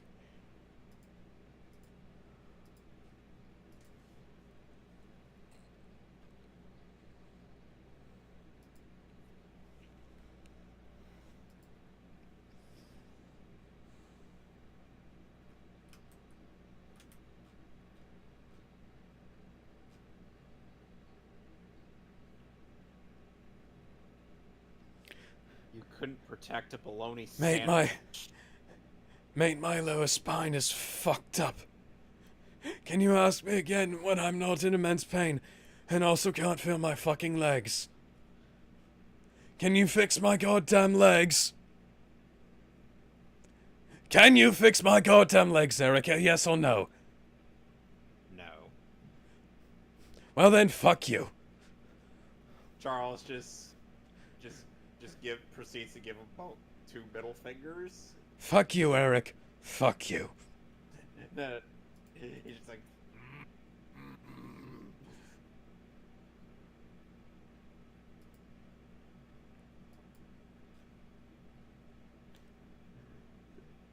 they play 2 of a kind. They play a royal flush.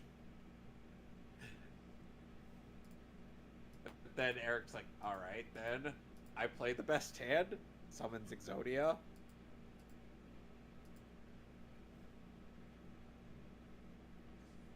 Can you just imagine that? Yeah. The whole human mutant war is determined by 5 random trading cards in Yu-Gi-Oh!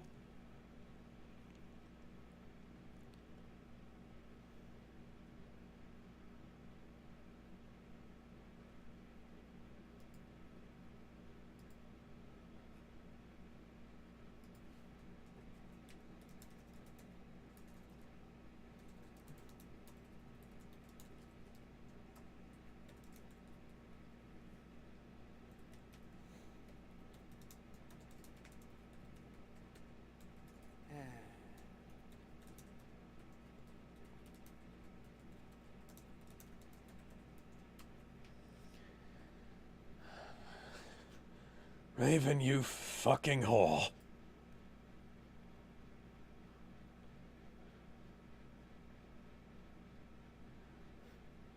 Why? Why are you going with the guys? Eric, why are you palling around with the guys who've been trying to kill us the whole fucking film?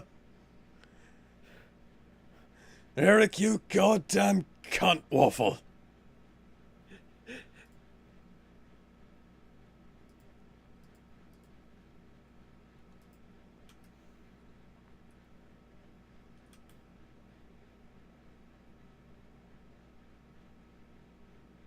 You know, I'm sure. You know, when the first time gamers might have heard that line, "I can't feel my legs." Where?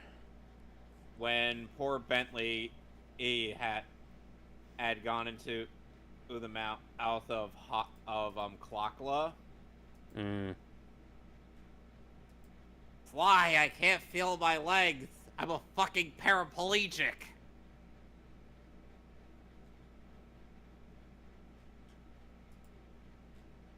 Hey, it's that guy that people say you sound like. Kennedy? Yeah. You know I'm joking.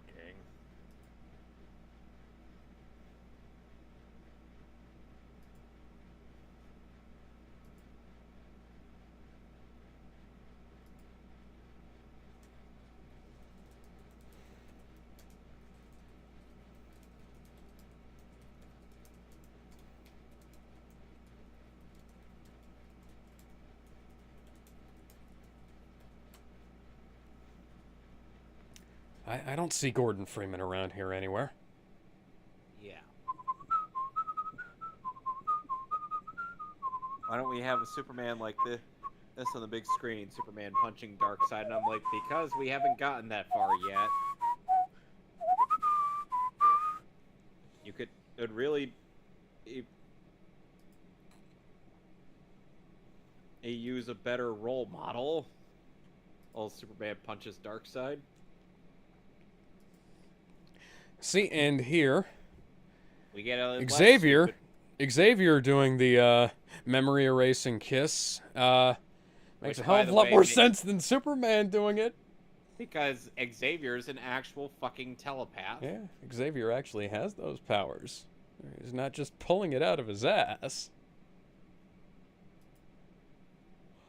You may have to link me to that version of Jesus Christ Superstar or on Solo movies because I can't find it on Prime Video.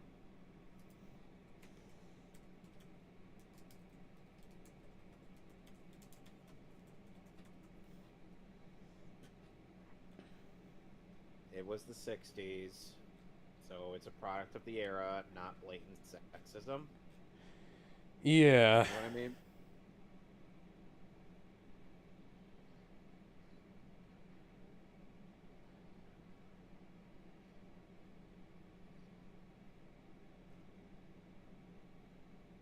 Oh, relax. Charles isn't here. Boy, you really are an overdramatic one, aren't you?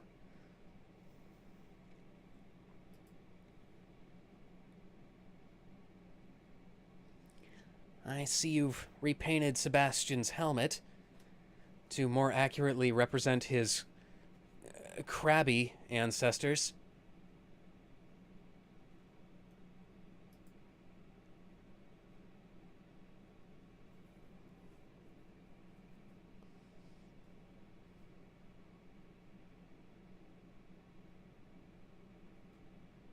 And credits.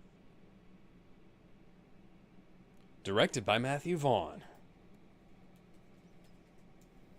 Isn't this the only X-Men movie he directed? Yes, he went on to direct Kingsman, The Secret Service, and The Golden Circle, and then wrote and directed The King's Man from last year. Worked with Guy Ritchie on a bunch of stuff as well. I give this a 9 out of 10. Oh, yeah. Henry Jackman composed the music. Henry Jackman, who will go on to do the music for The Winter Soldier and Captain America Civil War. say what you will about Civil War, the music was excellent. Although there was not nearly enough reprisal of previous leitmotifs. Hmm.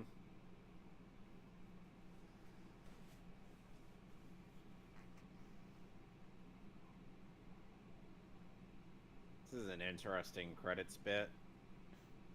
Yeah, I think it's kind of a reference to James Bond and the Incredibles. The Baconator. Zoe Kravitz was in this movie. God damn it! Oh yeah, she was. That woman and is now living rent free in my head just because of that goddamn Batman movie. Yeah, she was Angel. Oh god. Angel Salvador, aka Dragonfly, although why the fuck was she called? I don't know. So her name is Tempest, despite the fact that what the fuck? Angel Salvador appeared in X-Men First Class. at the Soviet thing. Or she joined the Hellfire Club. Yeah, they didn't give her name in that, and her powers were completely different than hers in the comics. Well, not completely different, but like largely different. She didn't have the ice thing. She usually does. Why is she called Tempest? Wasn't the other guy called Tempest too? I don't know. Let's see here. Oh no, the other guy was Riptide.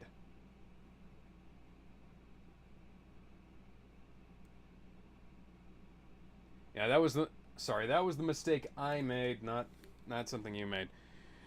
Hey, because you said, who's this guy with the Tempest powers? And the funny, it's really stupid how the guy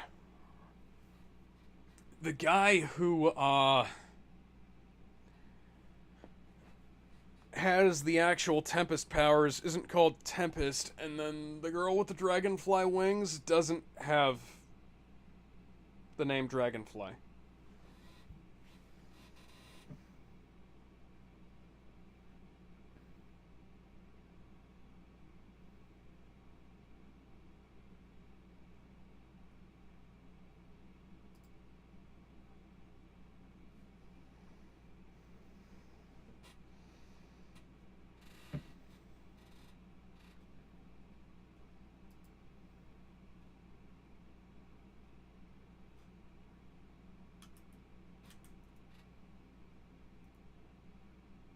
So, Alex, I'm sure you saw the tweet I posted.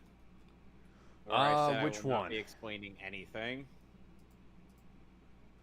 Let me see here. I think I have. Is that the... You sent that to me, right? No.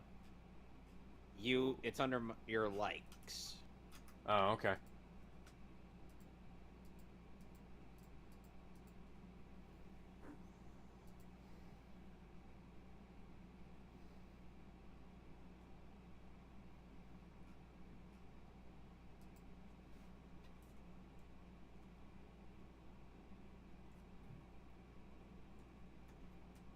So, any thoughts on it? Let me see here.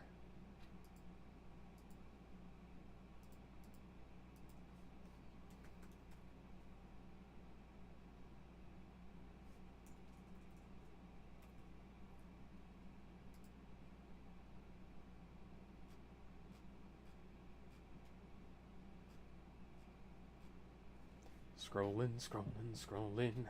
Keep them doggies scrolling. Alex, you don't need to scroll. It was literally posted today. Oh, yeah, that one. Any thoughts on it? I mean, I kind of glossed over about halfway down. The top two I get. After that, sure, maybe, sure. I mean, Giant Woman, Mountain Lady. It entirely depends on whether Jamie Mountain Marchi's Lady. voice is coming out of her mouth.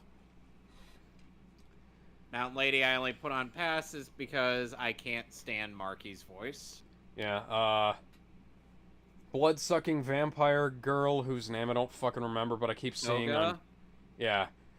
I keep seeing her on shirts everywhere. Probably Himiko not. Toga, one of the League of Villains members. Who's the one with the red hair? 1, 2, 3, 4 from the right. On the bottom. Endeavor? No, 4 from the right on the bottom. You go all the way to the right, go down, and then go 1, 2, 1, 2, 3, 4. All with the red hair. Mei Hatsume. Let me see here.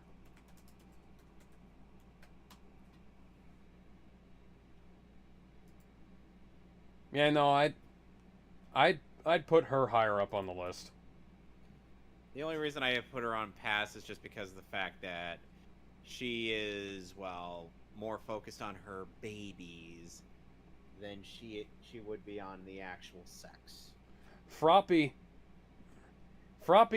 is an interesting question that I'm not willing to answer. Monica Rial is the yeah, answer. That is, I'd have to say hard pass then. And but it's like she is interesting otherwise. Anyways, And tune in next week. Tune in tomorrow tomorrow for Jesus Christ Superstar. Yes, for the 2000 version of Jesus Christ Superstar. And next week we will be starting the Spider-Man movies, starting with Raimi Man 1. Zana, ho. Yep. Oh wait. So we'll see you around. See ya. Bye. Bye.